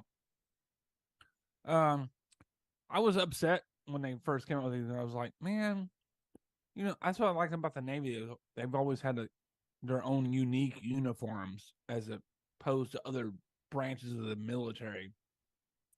And I was just really against it, and I just didn't feel like that was the Navy thing. It looks too much like the Army or the Coast Guard or something like that. I'm like, So I'm gonna give it like an E.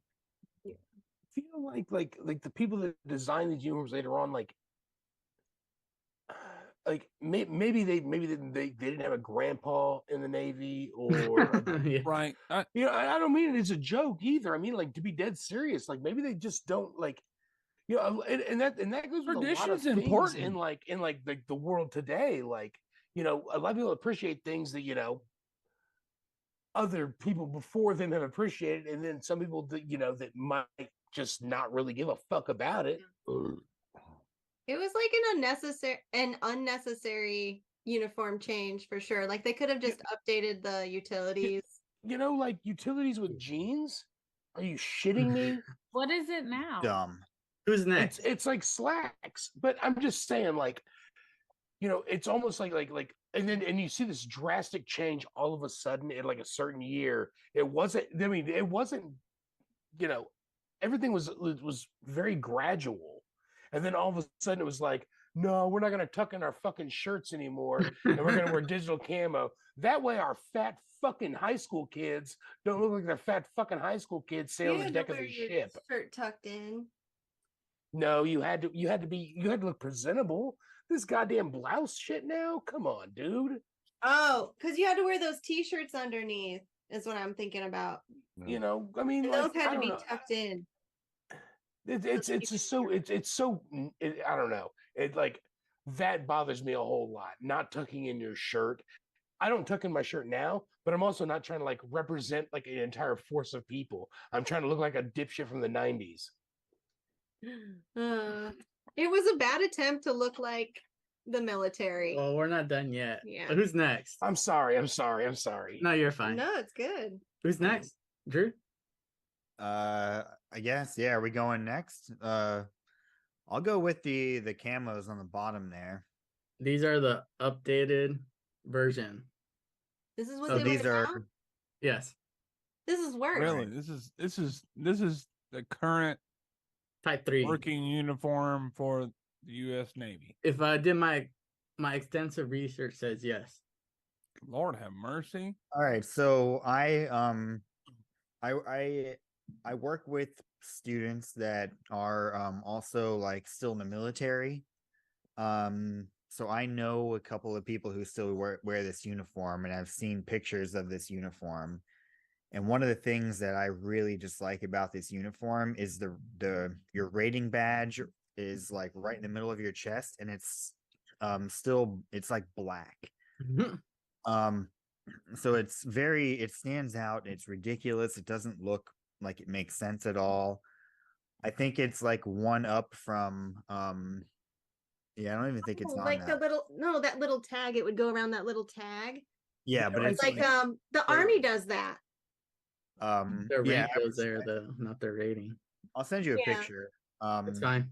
Yeah, it's your rank. It's the rank. I'm sorry. Oh, okay. Rank like 240s basically. So Playing military, but right. anyways. I don't. Okay, so I'm sorry. I'm going on tangent. I don't mean to. I don't like this uniform at all. Again, I think it's a poor attempt to be like fake military. Like, just be the Navy. Give us our dress uniforms. We're sailors. We're not soldiers. This looks like a soldier's or a Marines uniform. I don't like it. Yeah, I'm gonna give this an E. Only because it's not blue. Ari. Yeah, it doesn't look like a Navy uniform. I think that's weird. So I don't like it, and I don't understand the digital camo over like regular camo anyways. So yeah, I'm gonna give it an F. Sabrina. All the reasons already said. F. Same, all the reasons already said, except at least the other uniform was blue, which is Navy thing. like, I spent 10 years, I didn't fall off a boat, so at least I had a blue uniform. But F. Andy. Yeah, I give it an E. I mean, like, it's ugly. Again, like, I get the idea, like, yeah, we should have like a cami uniform or something, kind of makes sense here in the military. Like, it's the nice thing about the camis in general is that like a pen mark or something, little like imperfections don't really show up because it's just kind of all blends into the material design in that respect. So like there's that, but it was really kind of didn't make any sense to have this, I don't even, weird like off-season woodland kind of thing going. So yeah, I don't know what they decided to do that for. What was your rating? E. Josh.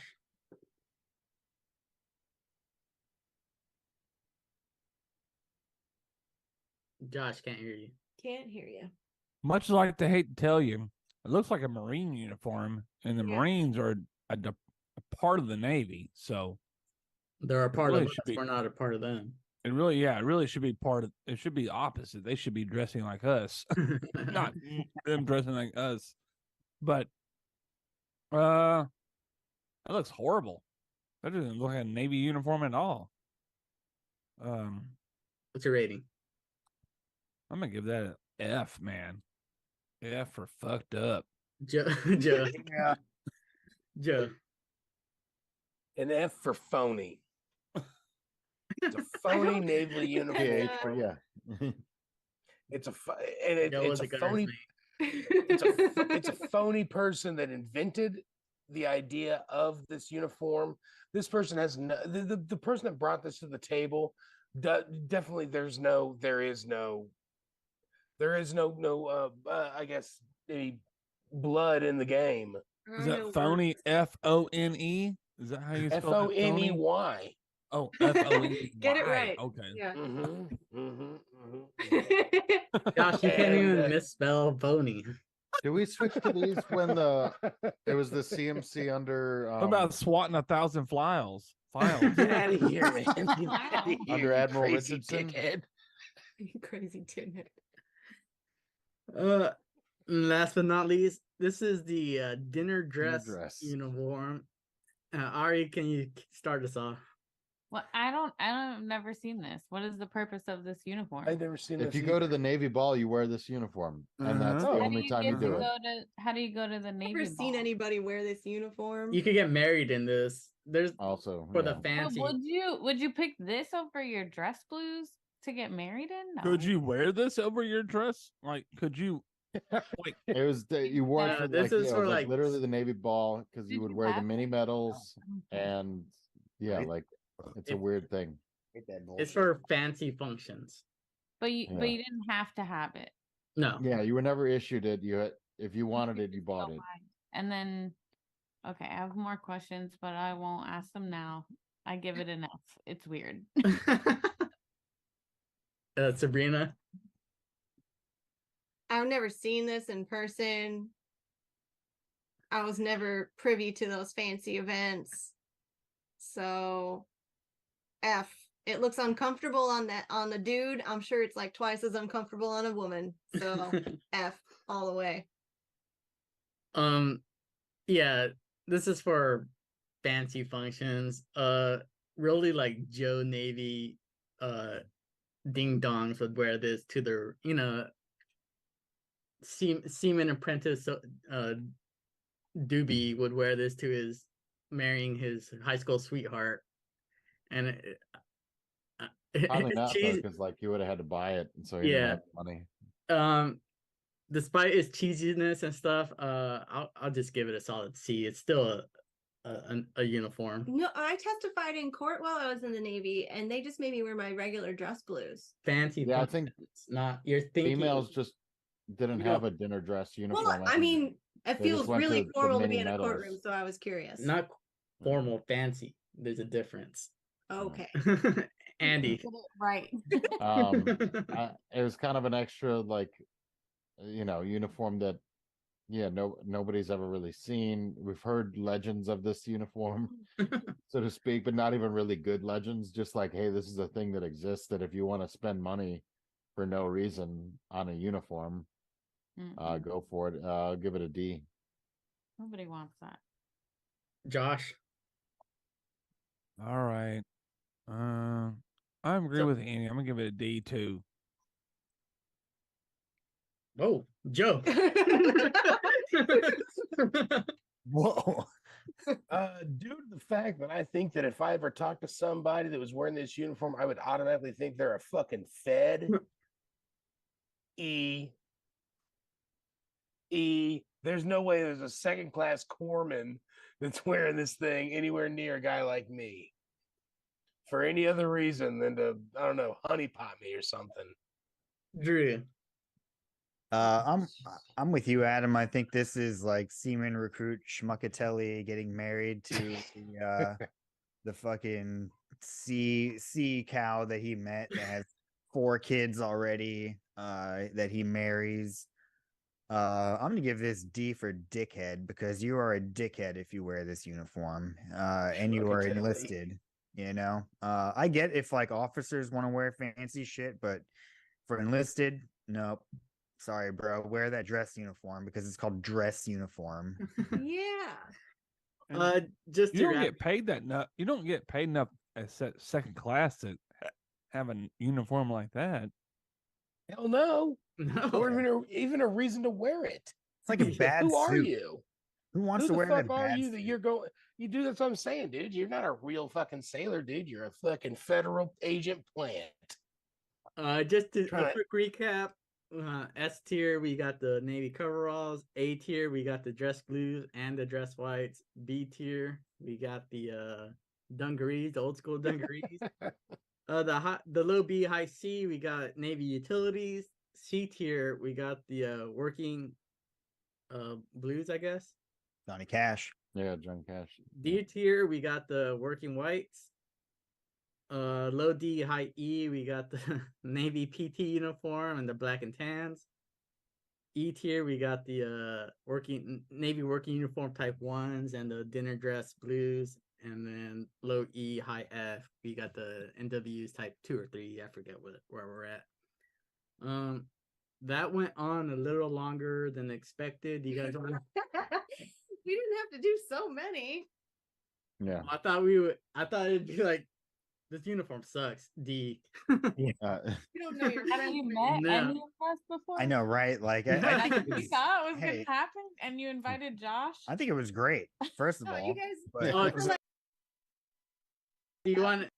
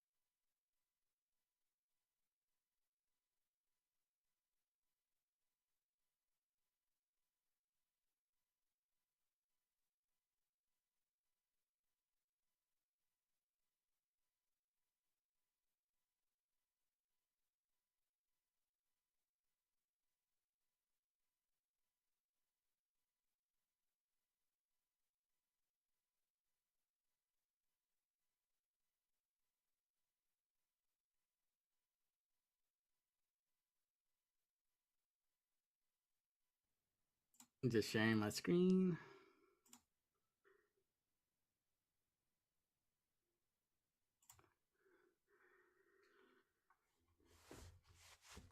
You want to read the headline? Yeah, U.S. Navy brags in game day video. A destroyer is 22-0 against the missiles and other threats Iran-backed rebels are throwing around. So, Got a sweet ass picture of Sea Whiz yeah. giving the bird. So, a quick background. During the Army Navy game, the Navy put out a tweet on X or a post on X. It was a cool video. Basically, it was like a Go Navy video, but they're proclaiming that up to that point, the Carney shot down 22 missiles without injury or harm to anything. Well, I guess between the car, I feel like the Mason's also been in is it the thing between the Carney and the Mason, I guess. Yeah. Mason's been getting a lot of attention lately. But do you guys want to see the video really quickly? I've seen Yeah, it. But it was also like, I didn't see it. Let's do it. interesting that they went with that post, but the uniform was submarine warfare. So I don't, maybe that's why we lost the game. I guess. No problem. All right, can you guys see that? Yeah. I'm the commanding officer of USS Carney, Commander Jeremy D. Robertson. Midshipmen, are you ready to get in the fight?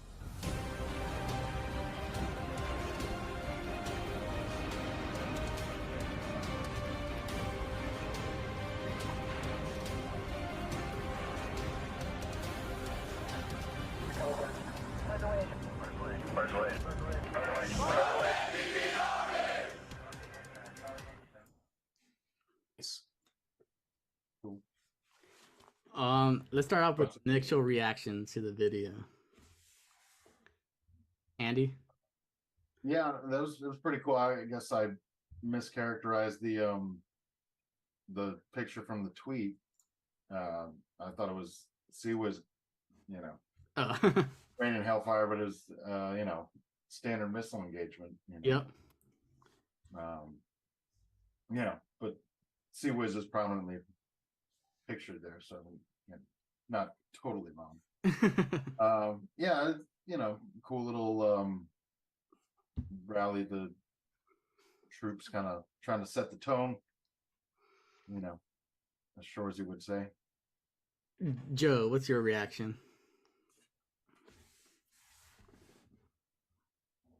Just join the small Navy, small boy Navy. Like, I mean, as I was watching that, I'm looking around, I was like, oh yeah, I recognize the spaces and stuff. Did you get? I got a little like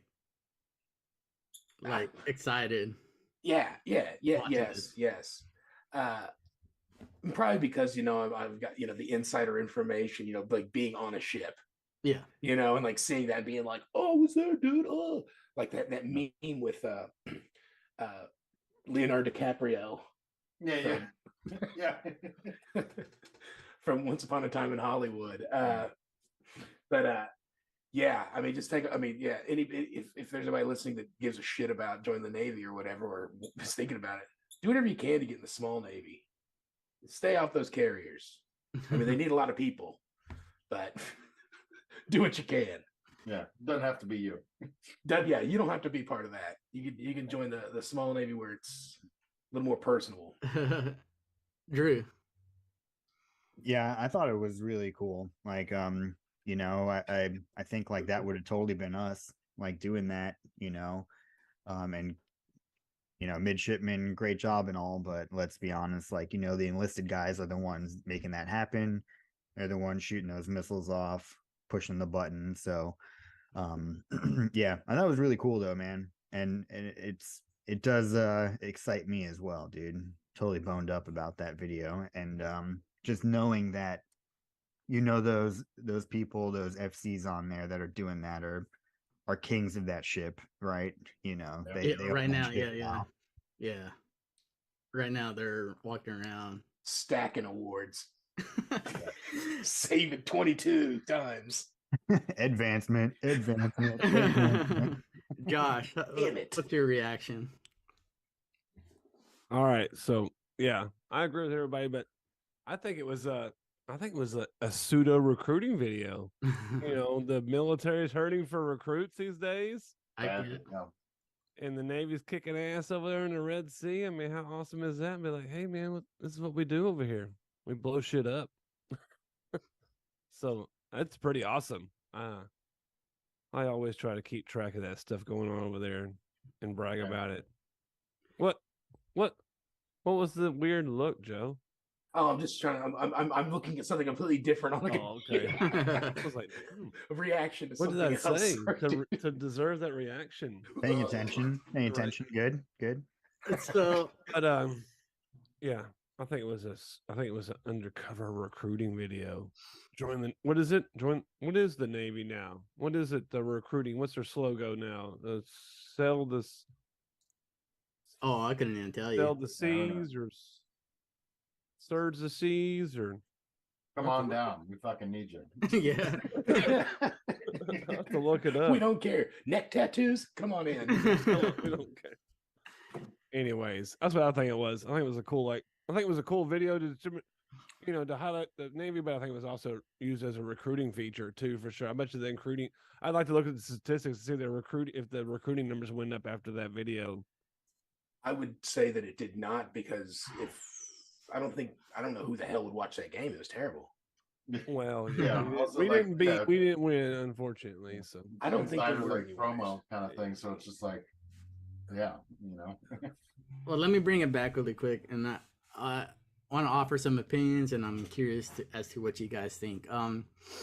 So when we were enlisted, we were deep into our entire naval career. We were in a war, OIF, OEF.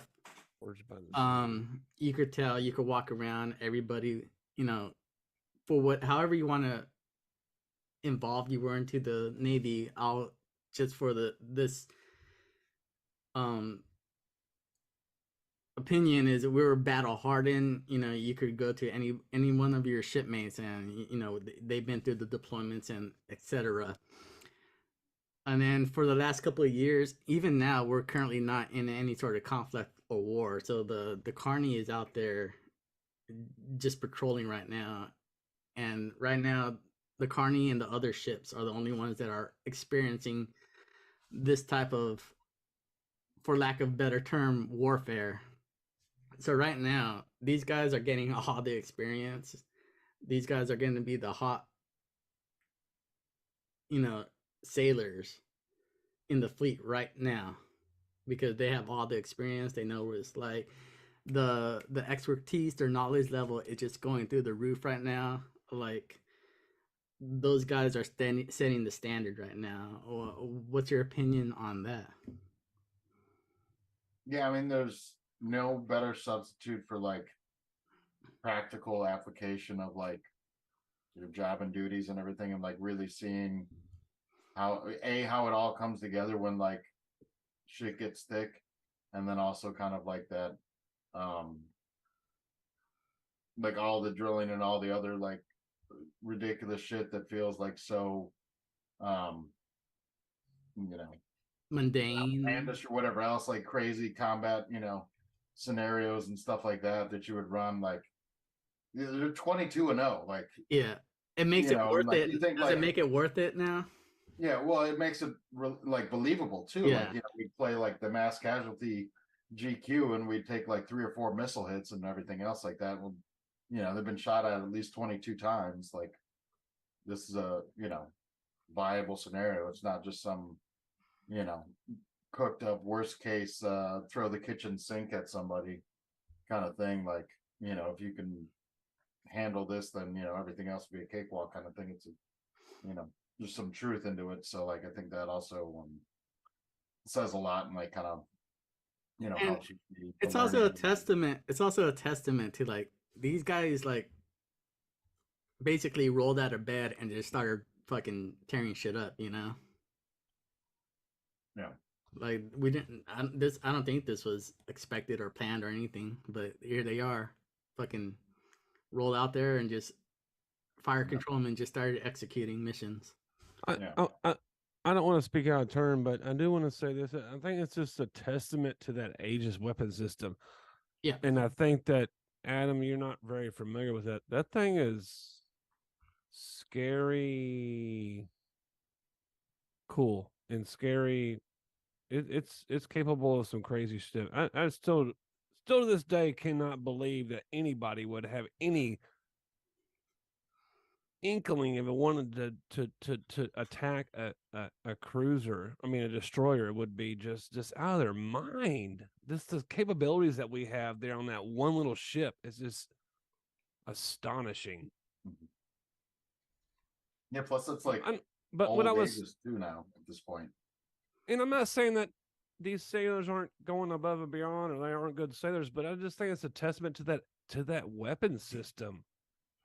It truly is. I don't remember doing anything like special other than doing my regular duties at the console when important things happened. You know what I mean? Like, so I think this is a testament to that weapon system. I think it's just like it's insane. I can attest to that. Yeah.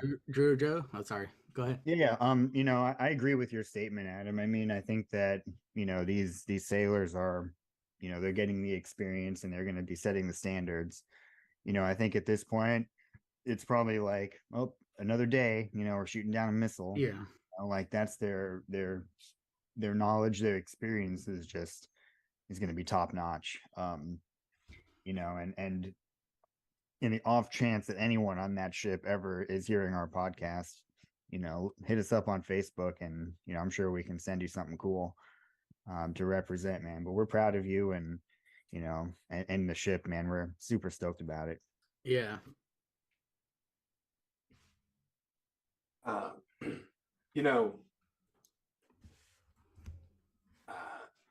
I'd be the first to tell you, man.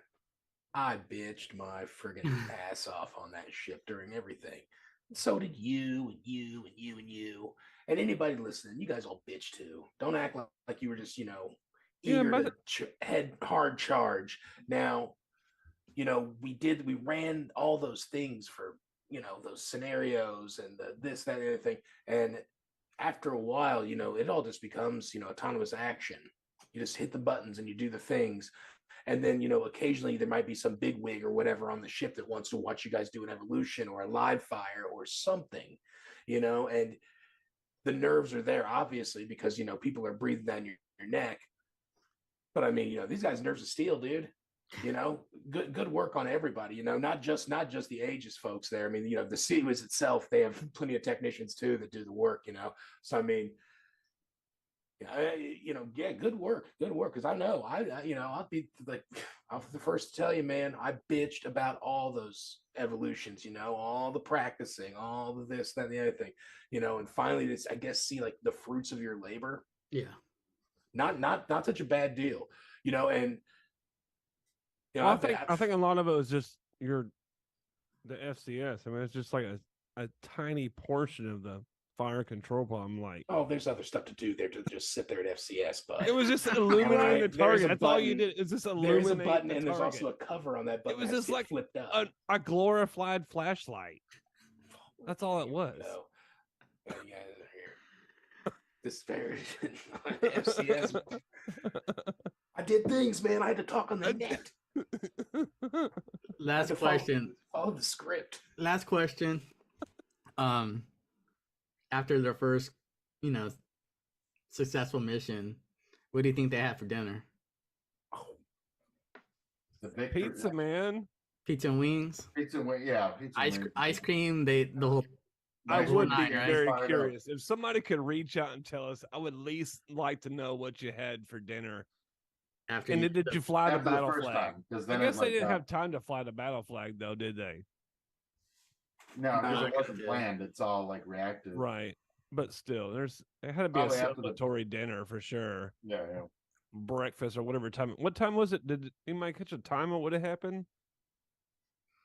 Well, it's Over been a there? couple different days. I mean, like, I don't know, but I know when the cook shot the tomahawks, they had pizza and wings like at midnight or whatever it was. yeah, it was mid rats.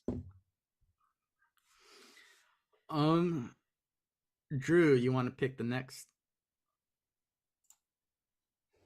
Yeah, I'm curious about man, two of them here. The last two I'm looking at. I'm gonna go with snooze.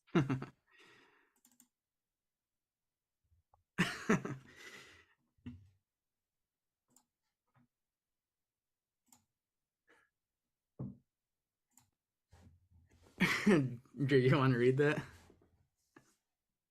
If you set a bunch of alarms in the morning and keep snoozing them, I hope you hit your shin on a pallet jack. So, like I said, this is straight from Navy subreddit. And I picked this topic because I want to talk about like just being a human being and and just having some like a sense of like awareness. Like, but I'll start off like, how would you guys handle this situation, Joe? Well, in the aisle that I resided in, it would have happened maybe once, and I would almost say that extends across to the other aisles. Nobody's putting up with that. Yeah, nobody. There are those people that do that. Yeah, You know, my alarm clock was like probably as big as it was just a little tiny. It could fit in my hand, and it made it just, you know, it was just a little bit probably louder than like, you know, like a digital watch or something. And then you would have some fuckhead that would come in there with like a Looney Tunes style alarm clock, like you know, like something attached to like a stick of dynamite, and just bring it. Like, what are you doing, dude? You know better than this. Like, and you know, and the guy's got, you know, 3 stripes on his arms. Like, bro, you've been here for a long time. You know that this isn't what we're supposed to be doing here, pal. You know, oh, I can't sleep. Or I can't wake up on time. No. Yeah, stop with it. You don't snooze. You save that shit for your house. Yeah. You want to snooze, do it at home. This isn't a friggin' picnic out here. What are we talking about in regards to birthing in the Navy? Are we just talking, hey, you get 1 snooze, 2 snoozes? No snoozes. No snoozes. You're an adult, and there's a bunch of adults around you that really want to get some sleep. Yeah. You know?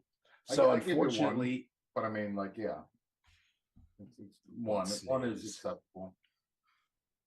I guess. I mean, I don't even. I would bang on. If I lived in an apartment, I'd bang on the wall of the apartment if the guy snoozed like more than once. You know. Yeah, I think it's more like when we're talking about snoozing, like it's less, I think, for the morning and more for like if you have a watch that you need to get up for like in the middle of the night, right? Like, do not, first of all, you need to get someone to wake your ass up. Wake up call. You need a wake up call. If you need to wake up at 2 a.m, you do not use your alarm. And if you do use your alarm, if you snooze, you're fucking dead. Yeah. You will get your ass hemmed up. You will get your alarm clock smashed to shit. It'll go missing. It'll go over the missing side for of the sure. ship. No one will ever find that fucker again. Ever. Actually, that's right. More passive aggressive, I think, is what would happen. Like if you don't pick up, you've lost 2 alarm clocks in the past month. Then you're just like,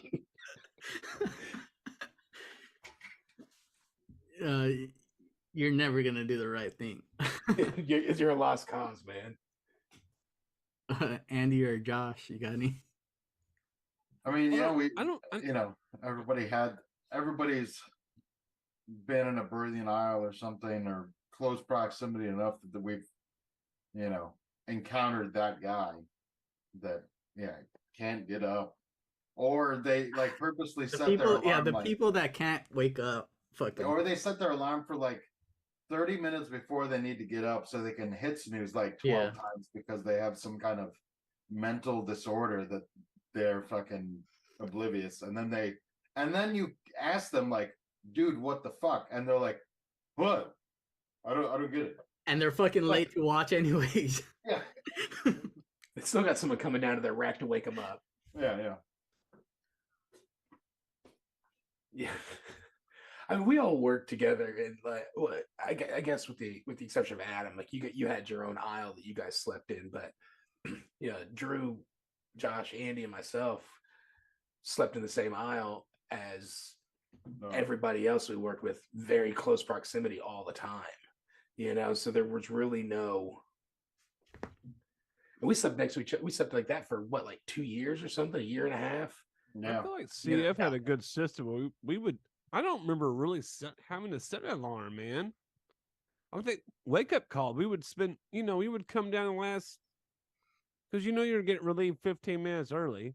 Yeah. Go down there, 30 minutes. Be like, yo, dude, you got to get up, man. Yeah, I think that when the alarms and stuff were going on, it was like duty days or someone that's not on duty, right? Maybe you're there alone, or something. Your division, underway, especially like on a 6 month where you are in a routine where you're standing watch. You're 6 hours on, 18 off, or whatever your schedule is. But I'd go down and wake up. Alex, or Drew would go down and wake up Josh. I believe they were on the same watch team or something. It's your relief. It's your relief. I was on the same watch team as Drew, so I mean, like Brent would come down and wake me up, and then Drew and I would get up because we'd go to watch at the same time. So you kind of looked out for each other, and especially in the morning, everyone's getting up at the same time. There's reveille, so the fucking whistles blowing everywhere. People, the birthing lights are on, so you can't really help but wake up. But you always look out for each other, especially when you have an aisle of like all your buddies. And we didn't sleep next to each other, Joe. Come on, we were on top of one bed with 8 pillows. I do want to bring up, when you're out to sea, there are different rules, and the fucking dickhead that switches on the lights at reveille. No, like immediate, like the minute it goes, and they're fucking switching on all the, like, fuck you all the way to hell, dude. Or you'd wake up at reveille, you could hear the guy that's like laughing, flicking the lights on, and then running out of there, like he's on his way out, like "fuck you, dudes!" Click. Yeah. I remember there was a time I don't even think we turned the lights on in our aisle.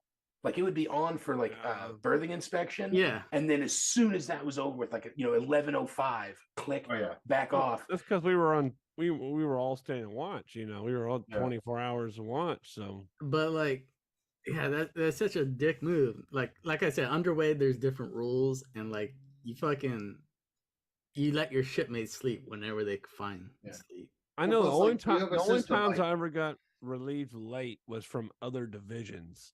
Yeah. Like we were in port doing stupid watches, and I would get relieved by like, if I got relieved, it would totally be from some other division, not combat systems at all. No.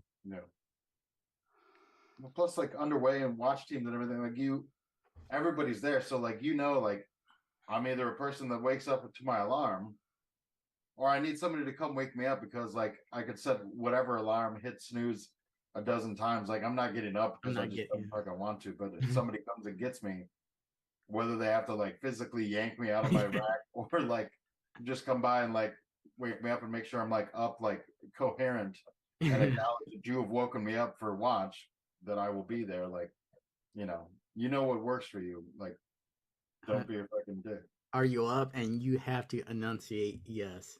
Yeah. Mumble. Joe, you want to pick the next one? Yeah. Let's see here. I will just go with. Let's go. Going back and going back to. Yeah, these are like they're two different topics, but they're related. So. Oh, should I not have said that? No, it's fine. I'm grouping them together. We'll go with number 1 first.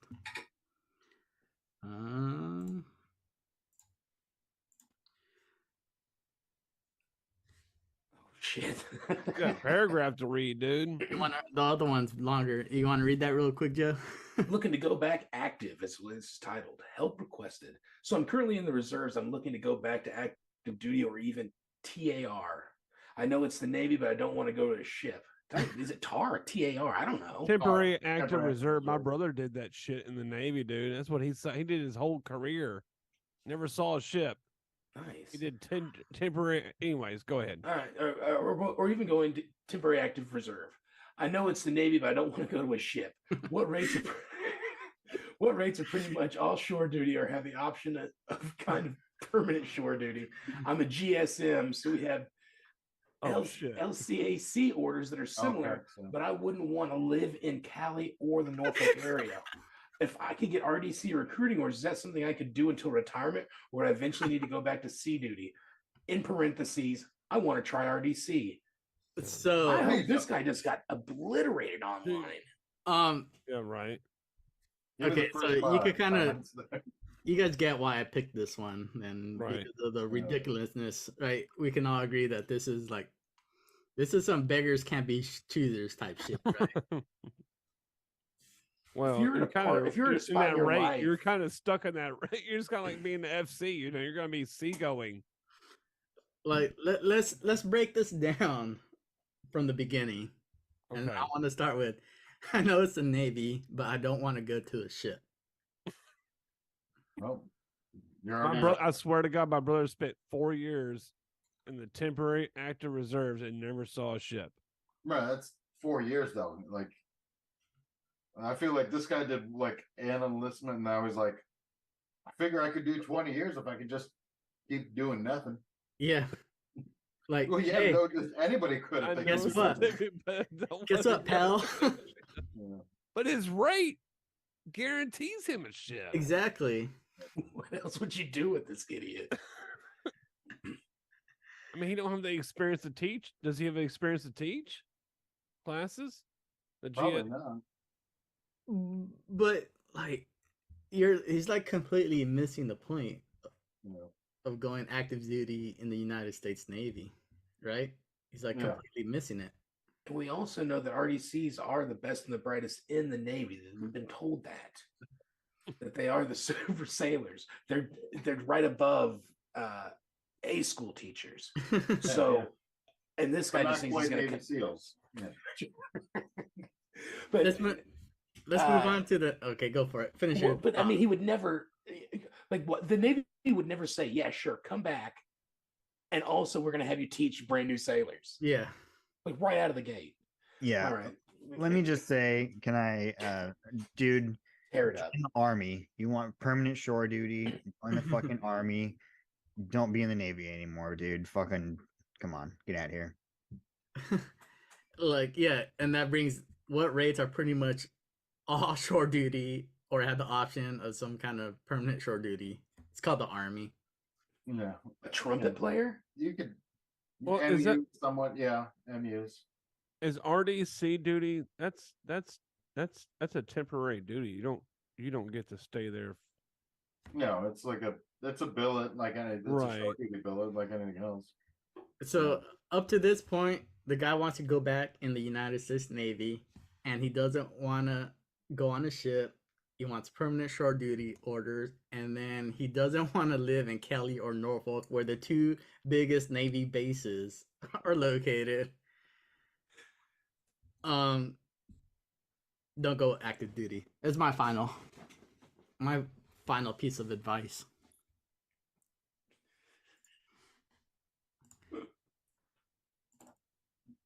And then That's like somebody's wish list. yeah. And then this is part similar. So I wanted to come back. So say I want to come back. Got out a few months ago after more than a decade straight of sea time.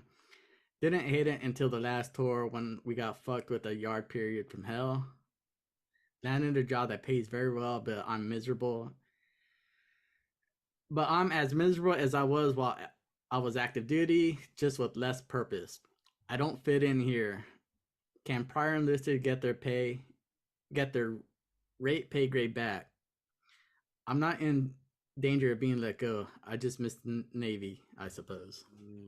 Depends on how long you've been out. I mean, like, if you haven't been out, Well, you got a few I months ago, you should be able to go back in. Like, yeah.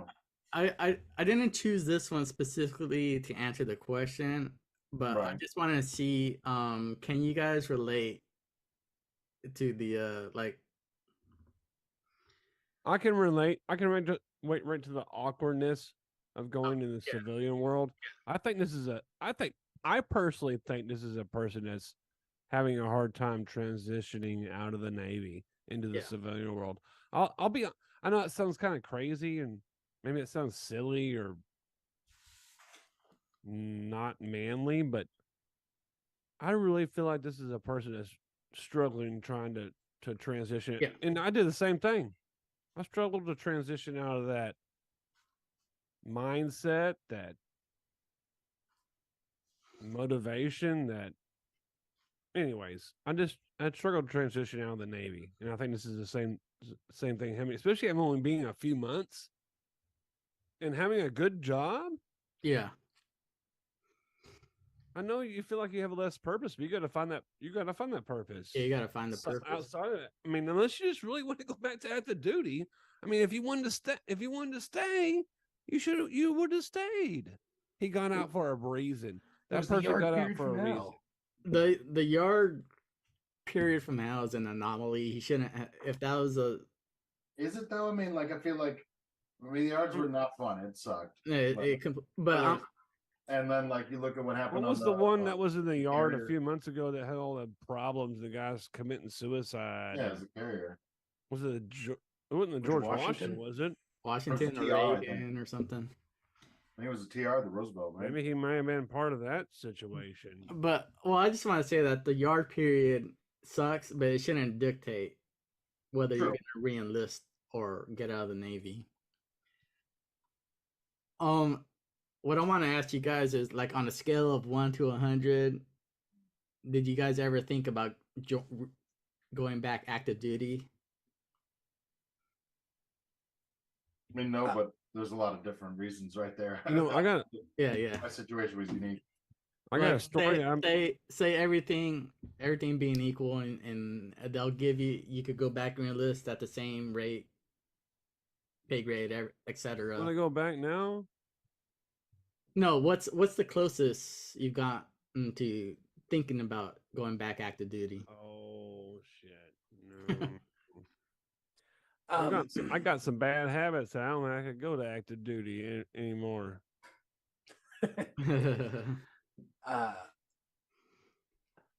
I'll tell you what, if they keep pushing this fucking age limit back, shit, I may come in there. It's like 50 years old. They don't expect much out of a 50-year-old sailor with 14 years left on his career. I'd be 64 coming out of that thing. I met a Marine about 2 years ago at Willis, and he was doing IT. He was enlisted, and he went back in and did as an officer, and he did the thing. He's like 30 something, 34 or something like that. Youngster. Yeah. I mean, I was like, damn, dude, that's crazy. But I don't know. I the enjoyed only my time time. I think about it is when I'm like, I'd be retired now. That's about Yeah, it. that's about it. Yeah. Yeah. I'd say on a scale from 0 to 100, like how close I ever got to thinking about or wanting to go back in would be like 7. Like not, I got out for a reason, and like I support that reason, and I'm glad, but I would like to address the question before that, the going back too.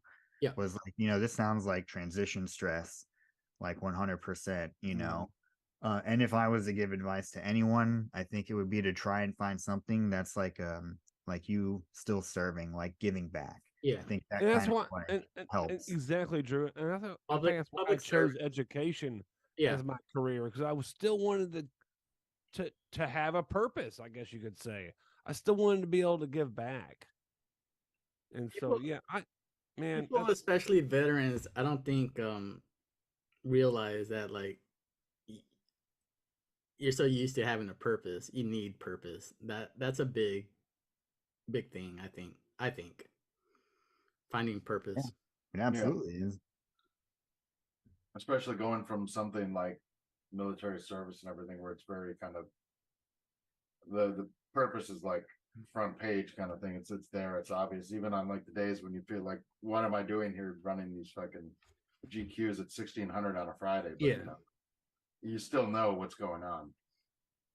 And I will say that, like, maybe the purpose isn't in your job, but like maybe one of your hobbies should provide you some sort of purpose, and your job is just putting food on the table and paying your rent. But if your job doesn't provide purpose, get a hobby that gives you purpose.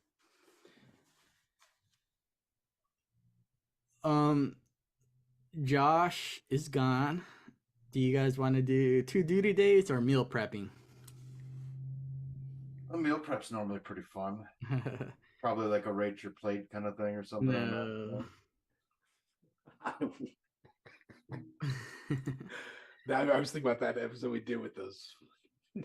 That's hilarious. Yeah. Josh, you want to read? We picked for you. Do you want to read this? Oh man, here we go. Oh no. Whole reading. That says eating at the gallery with BAS. Says a good idea or not. I'm currently on a tight budget, and honestly, I don't mind gallery food. Would it be easier on my wallet to just go to the galley and pay the difference, or spend my time cooking meal prepping? Have any of you done the same? Joe, I want to get your reaction because I feel like out of all of us, this is something up your alley. Okay, so I guess I'm not. Maybe I've been out for too long. I don't understand. So he has the basic allowance for what does he ask? Survival. I don't know what that. I can't remember what that is, but apparently this is. He's getting a stipend for food, and not just be eating on the galley. I'm sure this is a base of some sort. This is a command. They say that's not a ship. Pay the difference. How would they even know? I used to get a little bit of kickback for when I was in a guard duty thing, and I always got the fucking lunch that they offered. They told us not to a bunch of times, and I never stopped.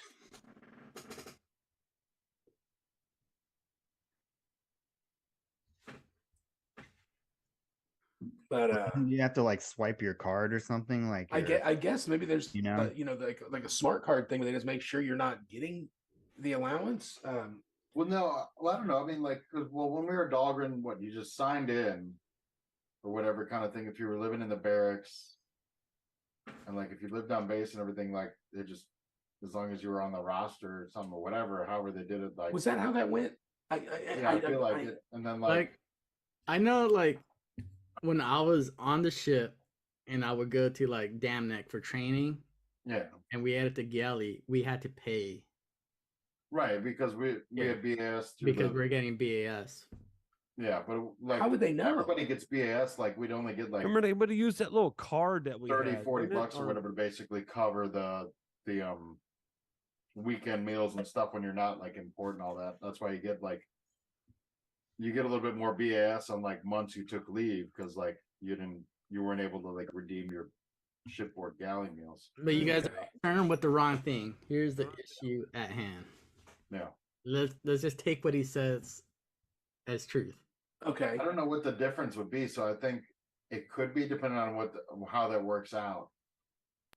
Because I mean, depending on your base, like some of the galleys are pretty good. I mean, like Dam Neck's a damn good galley. Dahlgren was a good galley. Norfolk was kind of hit miss. I say eat at the galley. Like if I could do it all over again, I would probably eat at the galley a lot more. Galley for sure. Just go to and look, if you want to be healthy, okay. Meal prep your ass off. I don't care. You could eat healthy at the galley. Yeah, you could totally eat healthy at the galley. Not when Miss Pearl's making fucking burgers. You don't get that hookup, son. You know, the son needs to go right to. It's not good for the heart. You know, yeah, go to the galley. Galley's good. Galley's good food. Yeah. Yeah, do the galley. just, less. You're already like complaining about the money. I mean, meal prepping, you're going to spend a lot more money up front, I think, to meal prep. Although I've never meal prepped, but just do the galley, man. It's just easier. Especially if you don't have like the Tupperware and shit ready to go. Just do the galley. It's gonna be fine. The food's gonna be good. And yeah, you don't have to think about it, right? Yeah, and then you can always go back for seconds. Yeah.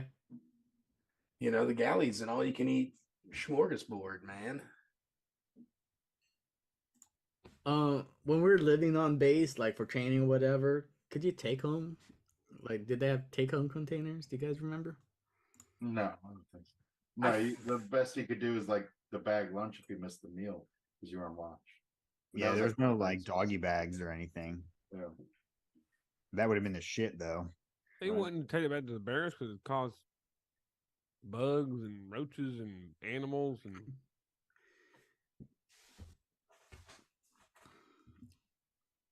All right, and now for the last topic, it's called two duty days, and I'll do my best to read this.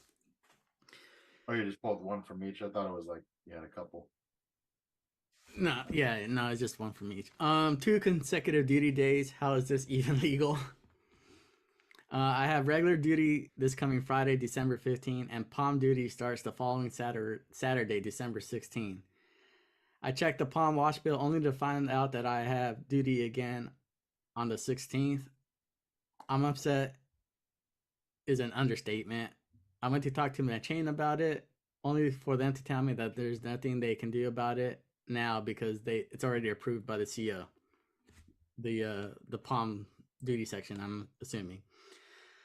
I'm expected to do 24 hours worth of watch between those 2 days because I'm an engineer and we stand 2 watches per duty day. How is this even legal? If I go to our XO or CO, then they say I jumped the chain after they failed to do anything. Is this something normal because I am the only one on the entire watch bill that this is happening to? I have never heard of anyone standing 2 back-to-back duty days. What do I do? Well, right off the bat, I'm just gonna start off with like you have to suck it up, right? Yeah. Maybe. Yep. What?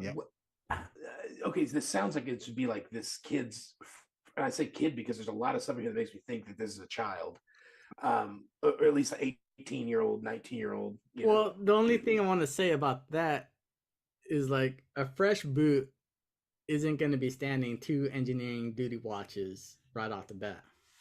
Yeah, that's true. Right, we're standing 2 sounding securities. And if that's the case, then this guy could fuck off. But we'll. Yeah, I mean, you still got to make the robes and everything. I mean, it's not great.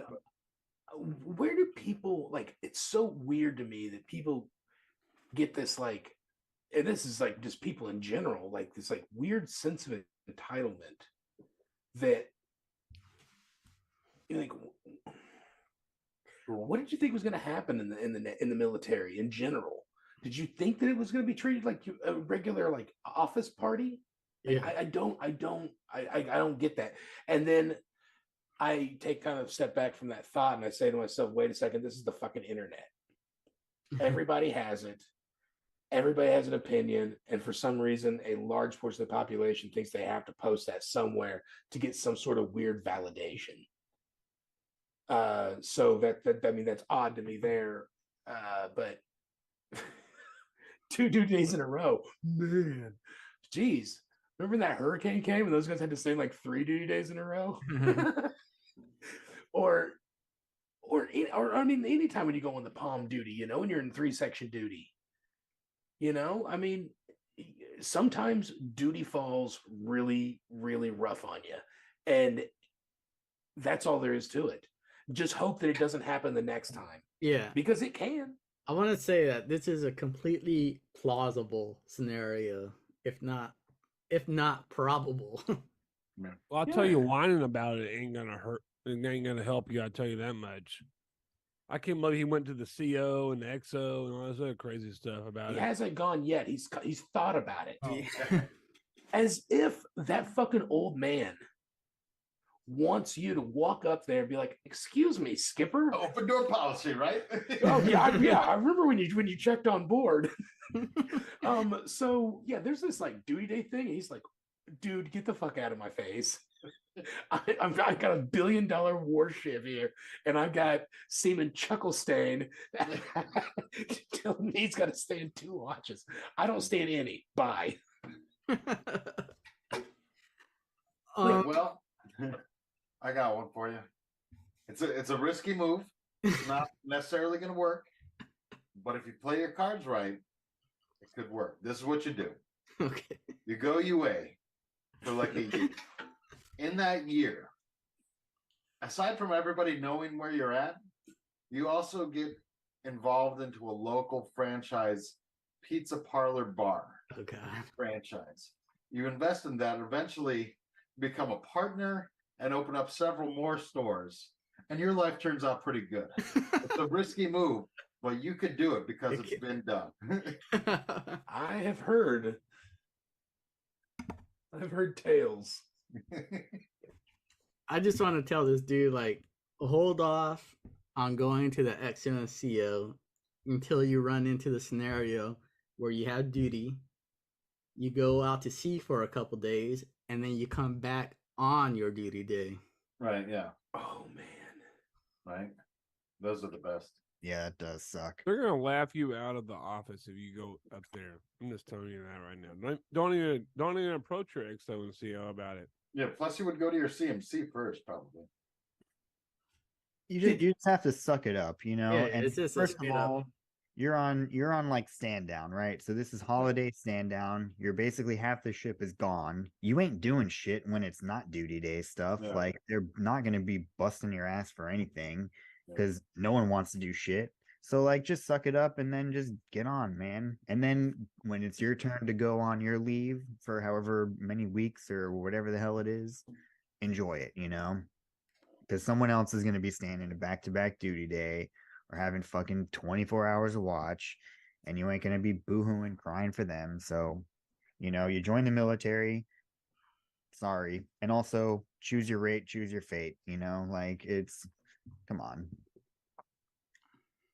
Especially on that first group, like, you know, everybody's like, "Oh, we'll just leave it for the other guys to do it on the 24 hours of watch and 48 hours is 12 hours a day. Yeah, that's not bad. Good deal. Hell, I did that as a teacher. Shit.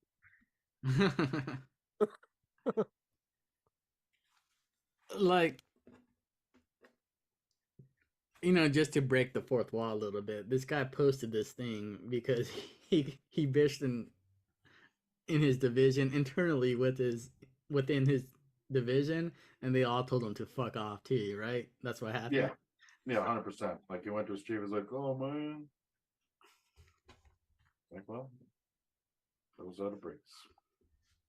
I see Joe just seething in like irritation right now. Like it's just dry. It just, I mean, I keep reading like just parts of it over again. I'm like, I can't believe that this. Out of all, and the worst thing is he's saying it's in front of like other people that are like not just on the internet. I mean, like, he obviously went to his immediate chain of command. He ran by his friends, yeah. You know, at like morning muster or something. He's talking about this, and there's got to be like, you know, everyone else is like, what the yeah, dude, shut the hell up. You know, I guarantee, and I can, if I could put a face on this, I got like 3 or 4 faces that I know that would be this type of person that would do this, and they're Navy faces. Well, I'll tell you one thing, dude. The 99% of the things that the Navy does is legal. Because they have lawyers, and don't they have like a whole lawyer NCIS thing or something? Every Also, time they own you. every time they mention the word legal in any of these things, it makes me laugh because there's no such thing as rights when you're in the military. Well, they've been using slave labor. You're defending the rights, but you don't have the rights.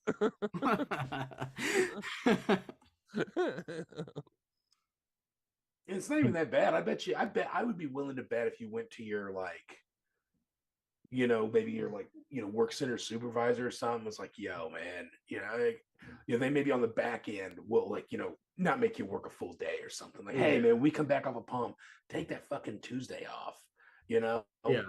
I'll cover for you. I'll say you had a dental appointment or something, just get on. You'd figure that was somebody true, within man. your If you people would sympathize with you, and if they knew you were standing double duty, they'd be like, yeah, when it would come back, take the day off, man. No big, take the half the day off or whatever. Yeah, we'll let you go at like fucking noon or something. Just wear a uniform and take this trash bag full of your civilian clothes and, get on out of here. And,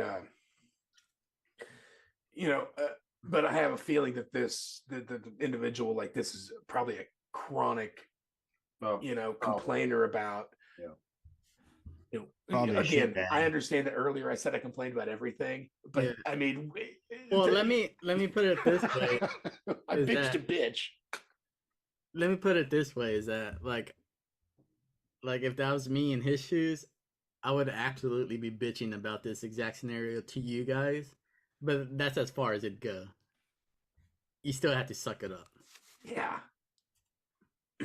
I think Yeah, this I mean, circles back to going back to, and is why you don't fucking go back into the Navy or the military. you remember that time where you had Remember. back-to-back duty and 24 hours of fucking watch, and you're like, I'm good. I'm gonna sit here in this desk job.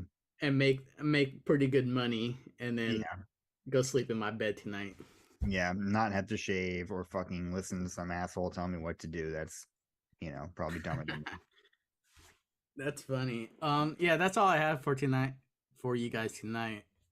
But I do want to circle back to the question at the beginning. I asked you guys, maybe if you weren't in the Navy, but if you could ask Santa Claus for something within that you've grown accustomed to or like, and you could maybe, if not, you're not in the Navy now, but take it back with you in the past to make your Navy life better. What would you ask Santa for? Does anybody have anything right off the bat? I do. Let's hear it. I said the Nintendo Switch. It's pretty cool. It's Yeah, that would have handheld, been too. badass on deployment, dude. We had the Yeah. PSP Oh. back in the day. Yeah, there was the PSP back in the day. That is for sure. But yeah, I mean, well, I couldn't say, iPod again. I could totally see myself bringing my Switch to the combat and playing that on Oh, the console. Like, in my lap, like You would be destroyed. You would be immediately murdered. They would execute you on the spot for dereliction of duty. thank God they didn't have shit like that when we were in, dude. I would take like my comfort a lot more serious. Like whatever fucking foam pillows and shit that they got nowadays, I would love to have back in the Navy. Like I actually I think just being a cheap ass, I didn't even get like good pillows or anything back in the day. Yeah. But now if I could ask for something, yeah, no, that was completely gross. I would get like fucking nice pillows and sheets, and I would do that. I would take my comfort a lot more serious. Treat yourself. Yeah, if you're gonna be spending so much time on that ship, 6 months straight, do something minimum, nice for yeah. yourself.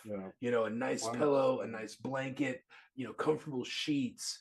I mean, you still have to, make your bed, and sometimes they get all, stickler about the fucking military issue pillow and all that nonsense. But, you can really make your rack your own for the most part. Probably somebody brought like an air mattress in and just threw the mattress away and brought an air mattress in and slept on that thing. Something like Yeah, I think you're right. Yeah, I mean, like maybe get yourself a bathrobe to walk to and from the shower. No, with. I don't suggest that. That's bad. Take your I mean, towel, it'd be put it better around your than- neck. Then Josh is Walk straight to the- Actually, stop by and talk to your friends on the way. they have a chat. Yeah. And on the way to the shower.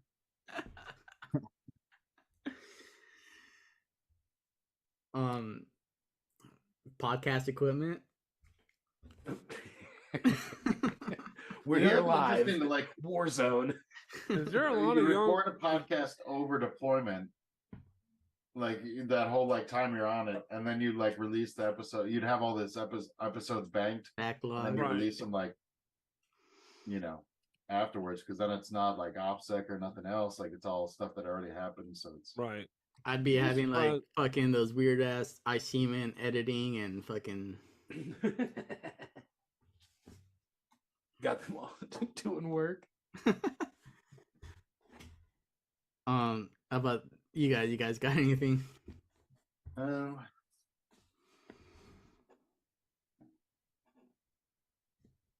I do. I got I think if I was in now, I'm gonna be kind of cheesy here, but like, I have a wife and a kid. I think that I would ask for like more time with them, especially around the holidays, because when you do go down to like, your 3-section duty, you are away from home a lot more. Or even sometimes you're just on deployment for the holidays, and I was lucky enough I didn't have a child when I was in, but I know people that did, and they missed out on a lot of those experiences. So, that's what I would kind of look for or ask for. That and like a vape pen. A vape pen. Yeah, I mean, come on, you could just like smoke anywhere on the ship. Come on. Oh man, dude, can you imagine these days with all the vapes and stuff? Yeah, come on. Oh, I bet when those things first came out, dude, that it was just like a fucking You know what? I hipster's wish Imagine nobody's paradise. on the smoke deck anymore. Everybody's I know. inside vaping. I in wish their- you in their guys had vape compartments and pens stuff. because we owned the smoke break and we had to clean that bitch out, and it was fucking dirty. Just to go on a little tangent, we had to clean the smoke break, and I thought it was ridiculous because we could absolutely identify who was making that smoke break dirty. It was all the fucking smokers. The smokers should be responsible for cleaning the smoke break. All Oh, your why don't you take it friends. up to your XO and CO? I probably fucking. That's Congress level, congressman level bitching. I also want to say that I slept under my LPO. Shout out FC1 Haney. You get a Dremel and I would cut a TV size, because TVs are so slim these days. I would Oh, cut yeah. into his rack, take up some of his storage, and mount like a flat screen TV. Well, you have to get that cord checked out by the EMs. Yeah, I gotta get a So that's the safety tricky part. tagged. Yeah. That's the only trick there. Awesome. Well, that was a Looks fun. like they have TVs or something. Don't they have like little screens or something in their racks, like these new fancy ones? I hope not. I'll I probably. think fill it some out. of them do have some kind of like. I remember they Yeah. had those like setup racks where you setup could like racks, yeah, set up yeah. in them. You know what I mean? So What? Like an L shape. Yeah, they were like a regular rack, but then they had like this L shape thing where you can like kind of set up in it. I don't know.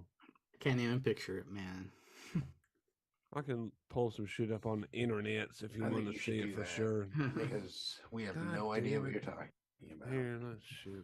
Damn it, shit. Like I'm picturing. Anyways, hey, the new Navy recruiting the Navy recruiting motto is "Forged by the Sea." That's been it for a while. Yeah, it has Yeah. been for a while. So mine was "Let the journey begin" when I Oh joined. yeah. Yeah. Oh, yeah. I'm still was waiting for the journey to begin when I was in the Navy. So I don't know what was that. That was a false advertising there. It was a 6-year journey yeah. from Well, the we were beginning. always looking for the real Navy, but we never found it. That was the other part of it. You know how it works. It doesn't show up to the end.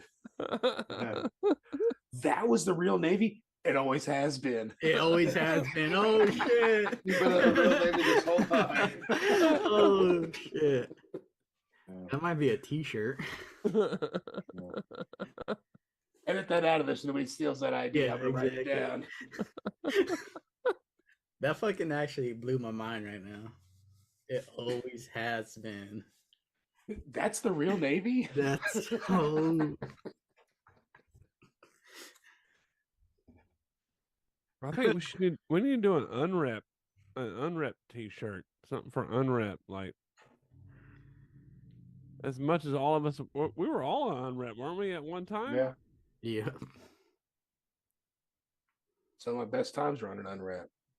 Yep. No, they weren't. I made that up. It's fucking terrible. Some of them are all right. You know. Yeah, they weren't all bad. One time I saw Goodman. Well, you're take not thinking about the winter time unreps and fucking. Y'all ever tell people 13 about foot like seat. unrep?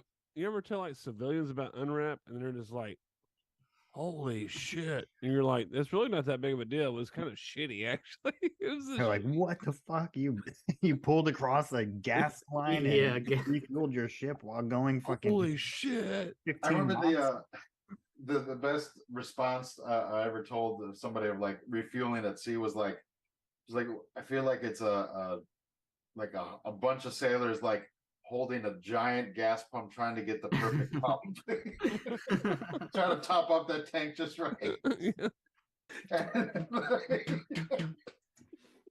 And like that's a t-shirt. Just that giant people squeezing out big ass handle. Now it would happen where like the forward or the aft line, like it wouldn't connect or whatever, so they had to do all the fueling on one line, and that extended the unwrap a couple. Yeah, or they have to you'd have to back it out and then like they'd pull it back with like 15 feet, and then we'd have to fucking like Slam it back. run and really try and fucking slam it home if the probe didn't see. Yeah. Slam it home. That's what she said. Yeah. Cool. Well, we could get into beer reviews unless you guys want to bring up anything else. It was good. No, man, I think we've hit it all. I think we've hit it all. I'm liking this grabbing random shit off of Reddit. Yeah. It's almost like they're doing the work for us. You know, and then we're just like commenting on it. And The mentality of the Navy has changed. This is what they call the millennials, right? I mean, Yeah. they But complain yet it's about. exactly the same. Like It's like you forget that you joined the half of us said military, those kind of man. Like things. the government owns your ass. And we were Every the hair on your furthest body. thing from like hardcore military, like historical and when I say we, I mean like the five of us. Yeah. You know, like I mean, if you could, I'm I trying. mean, I guess I speak for myself here. I wasn't a very good sailor. I did good work. I think I wasn't the smartest guy in my division. I was probably the dumbest. I was a better pirate. But you know, like I mean, like you weren't I the showed dumbest, up. dude. I showed up every day. I of course I complained, but the job got done and got done very well. Yeah. You know, and I have a decent enough personality where like it wasn't that hard to like, I guess, kind of like fit in. I wasn't the guy. You know, I also wasn't that guy. right. You know, I mean, yeah. So I mean, I guess I shouldn't be shitting all over these kids or something, but I mean, like, damn, dude, you got to have a little bit of. I'm going to the CO. Look, All right. the way like You gotta have a little bit of we grit. read guys. some You of gotta have these. some grit, guys. You gotta have some grit. I'm not gonna lie. I read some of these posts and I totally relate to them. I've probably been in these situations before, but I didn't. I just bitched to you guys, and that's where it ended. Yeah. Yeah. You know. If my fucking, you know, if the CO walked by and heard me say like, man, fuck this, then that was, I guess, you know, like something I had to deal with. Yeah. But of course he never did, because why the fuck would he be walking around where I'm at? You know, he's not hanging out in Berthing 3, digging through somebody's rack, trading shampoos.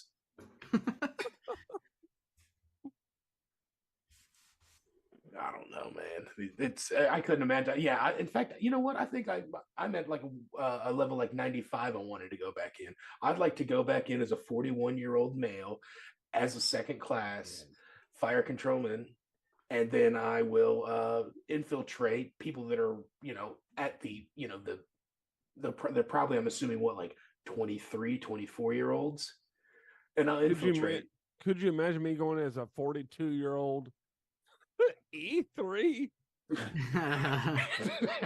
Dude, go to the You can working eat 4, parties. dude. God, my back hurts. My back hurts, man. I gotta take a break.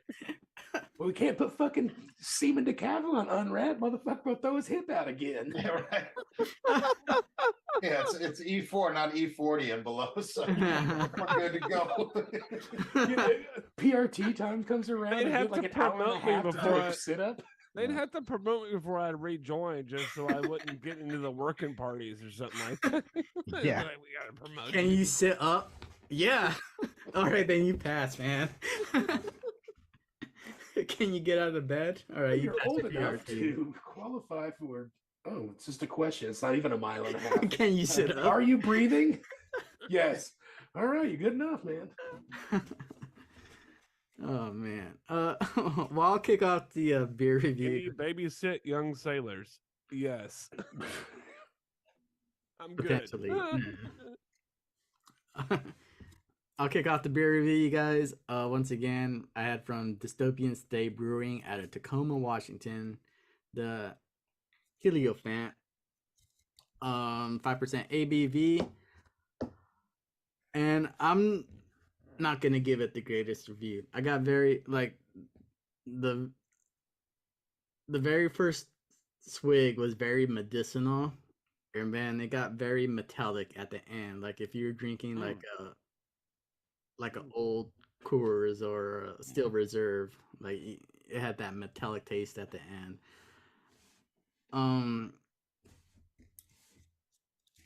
You know, it's a pint can, so as I got down to the bottom, it got easier to drink.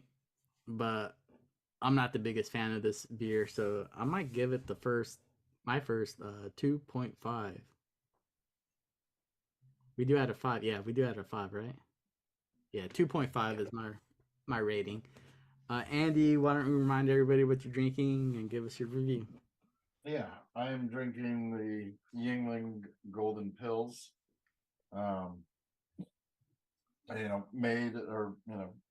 Made and brewed or whatever, Pottsville, Pennsylvania. And I'm gonna see if I can pull up the ABV off my Untapped check-in here. Not hitting me at the moment, but it might be. It's 4.7 ABV, so pretty light. It is lighter than a regular Yingling, which is sometimes nice. But it's very average. It doesn't really stand out. It's not bad. It's a like poster child 3.0 beer, it's right in the middle, not good, not bad, drinkable. It was on sale, so yeah. Drew? Oh, you're not drinking anything. How was your water? Fantastic. It's nice and filtered. Pretty cool. I'm not drinking or using ice, so it's good, man. Yeah, Florida has pretty good water. When you filter it, I guess. I don't know. I'm You used to it. filtered it there at the house. Yeah, I mean it's in my out of my refrigerator. Oh, damn. So, Quit getting into our beer review time, Drew. Nobody cares. Sorry, about my bad. fucking Your water. fucking water. But the cup is rich in it, so Joe. I'm not going to get too much into the details about this beer because, first off, I'm drinking the Yingling Hershey's Chocolate Porter. Like I said, I'm not going to get too much of the details about it because Josh is drinking the same exact thing I am, and he loves to talk about that stuff. drank it last year. So I'm just going to jump right into it. It is chocolatey. That's kind of cool. It's pretty smooth. Also kind of cool. Unfortunately, I don't think it's really for me. It's just I just like the taste of regular shitty beer better. So with that being said, I'm gonna go with a 3. I'm probably not even taking this to a party, to be honest with you. It's good. I don't want to shit all over somebody's, favorite beer is something being Yingling and chocolate and all that stuff. But like I said, it's I like my beer to taste a little bit more like beer than like Yoo-hoo with beer in it. Yeah, it can come off that way at times. Yeah, and I generally like porters. I like the the full body bang of a porter. Malty. But It's very niche. yeah, but this one just isn't doing for me what others have in the past. Yeah. My palate like completely changes in the seasons. Like in the colder weather, I like porters and stuff like that, and then in the summertime, I like pilsners and IPAs and stuff like that. It's I don't know if that's a psychological thing or if I'm just making shit up. I think it's probably just like American, just like capitalism banging you over the head or something. Like Yeah. it's like you're just hit with all this stuff, and then eventually you start to think that like I have to wear flannel on October 1st and drink, a pumpkin beer or something. It's And like Good as soon as spice fall latte hits it. beer. in the as soon- summertime, I have to drink a Corona on the beach. yeah, you gotta grab your land sharks, and it's not you. You're just just getting beat over the head, and you don't even realize you're getting beat over the head. No, I guess not. Yeah, but I mean, I also think in places where you have seasons, in states where you actually get to experience seasons, it's such a chili tastes good. Does chili taste good in Florida? I don't know. I mean, because I mean, like in July, chili's not very good, and chili's probably better in like November, December, January, February. And I haven't spent enough time in Florida to know if I think that like a big old pot full of chili tastes good in December in Florida. I don't know. I don't know about Florida, but Texas. I mean, down here where I live, we can experience all 4 seasons in 1 week. It's pretty crazy down here, man. Well, Josh, give us your review. Excuse me. Oh, yeah. I was drinking the same thing that Joe was drinking. I was trying to get something a little different. Yingling's in Pennsylvania. Hershey Chocolate's in Pennsylvania. So, well, ironically, they teamed up and became and brewed a Yingling Hershey chocolate porter. I like it. It's good. I was really surprised. I was expecting like more like a thicker bodied beer, but it's very drinkable for sure. It's only got 20 IBUs and it's only 4.7% ABV, so you can probably drink a whole 6-pack and still be okay. I don't know. I enjoyed it. Let's see. But out of all the beers, I don't know. I really do like it. I was really surprised with it. I'm going to go with a 3.5. Ooh. And that brings us into our fireside chat. Fireside chat is just 2 minutes of free talk, unrelated to the podcast. And I'll kick it off with I just want to mention the homie Danny Lopez has been doing YouTube stuff lately, reaction videos to Army stuff. It's pretty entertaining and it's pretty good. He goes on, it's only on YouTube, and he goes under D-Lo the Vet Bro. It's pretty cool. Yeah, check out the On the Gun Live podcast and the On the Gun Live podcast on YouTube for his Vet Bro reactions. I think they're pretty entertaining, and he's really good at them. But that's the only thing I wanted to bring up. Andy, go for it, dude. Yeah. Oh man. Been busy. It feels like it has been a minute since I've done one of these. There's been so much improv going on. Excited to announce, amongst other things, as we record this coming weekend is the December monthly Pushing Dragons production. And with that, me and my buddies took the brainchild from one of the sketches we did a few months back, and we're turning it into the the official host show and podcast production. It's called Bard Talk. I'll announce when I drop it, but it's essentially we'll do kind of like a Talking Dead like post show kind of recap and interview with some of the crew or cast members, so to speak, and all that kind of stuff. It should be pretty interesting. I'm sure it'll also get filmed, though I know our video guy is rather behind with getting like videos up because it's all like a passion project kind of work.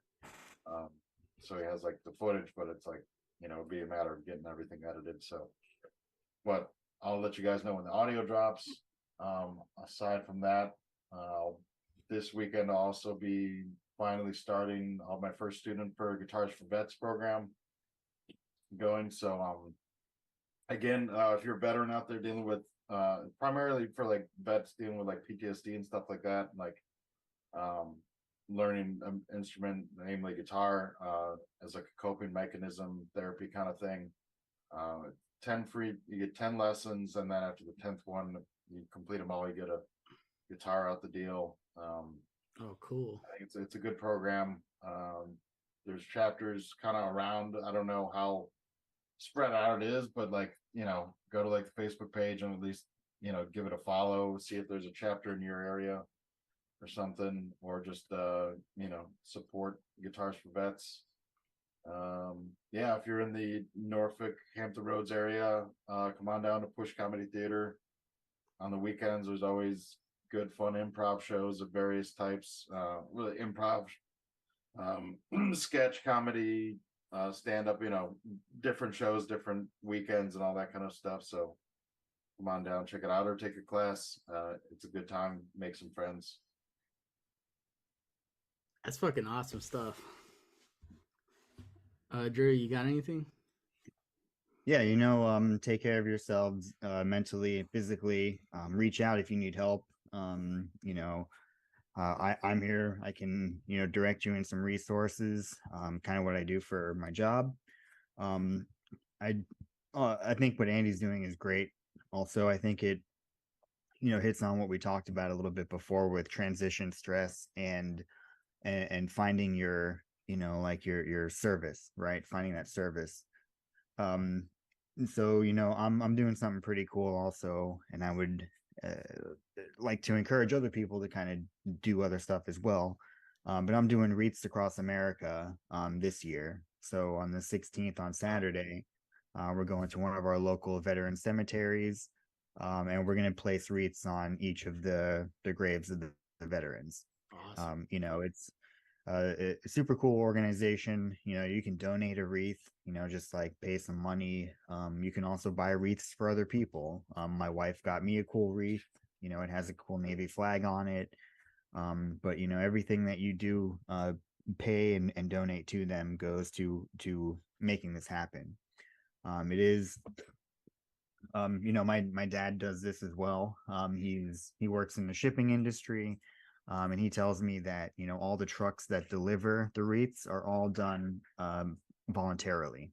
So they don't have to pay for anything. So, like I said, take care of yourselves mentally, physically. Go Dolphins. Joe? I'm not doing anything near that cool. I don't really have a whole lot of cool stuff to talk about, I guess, at all. Come on.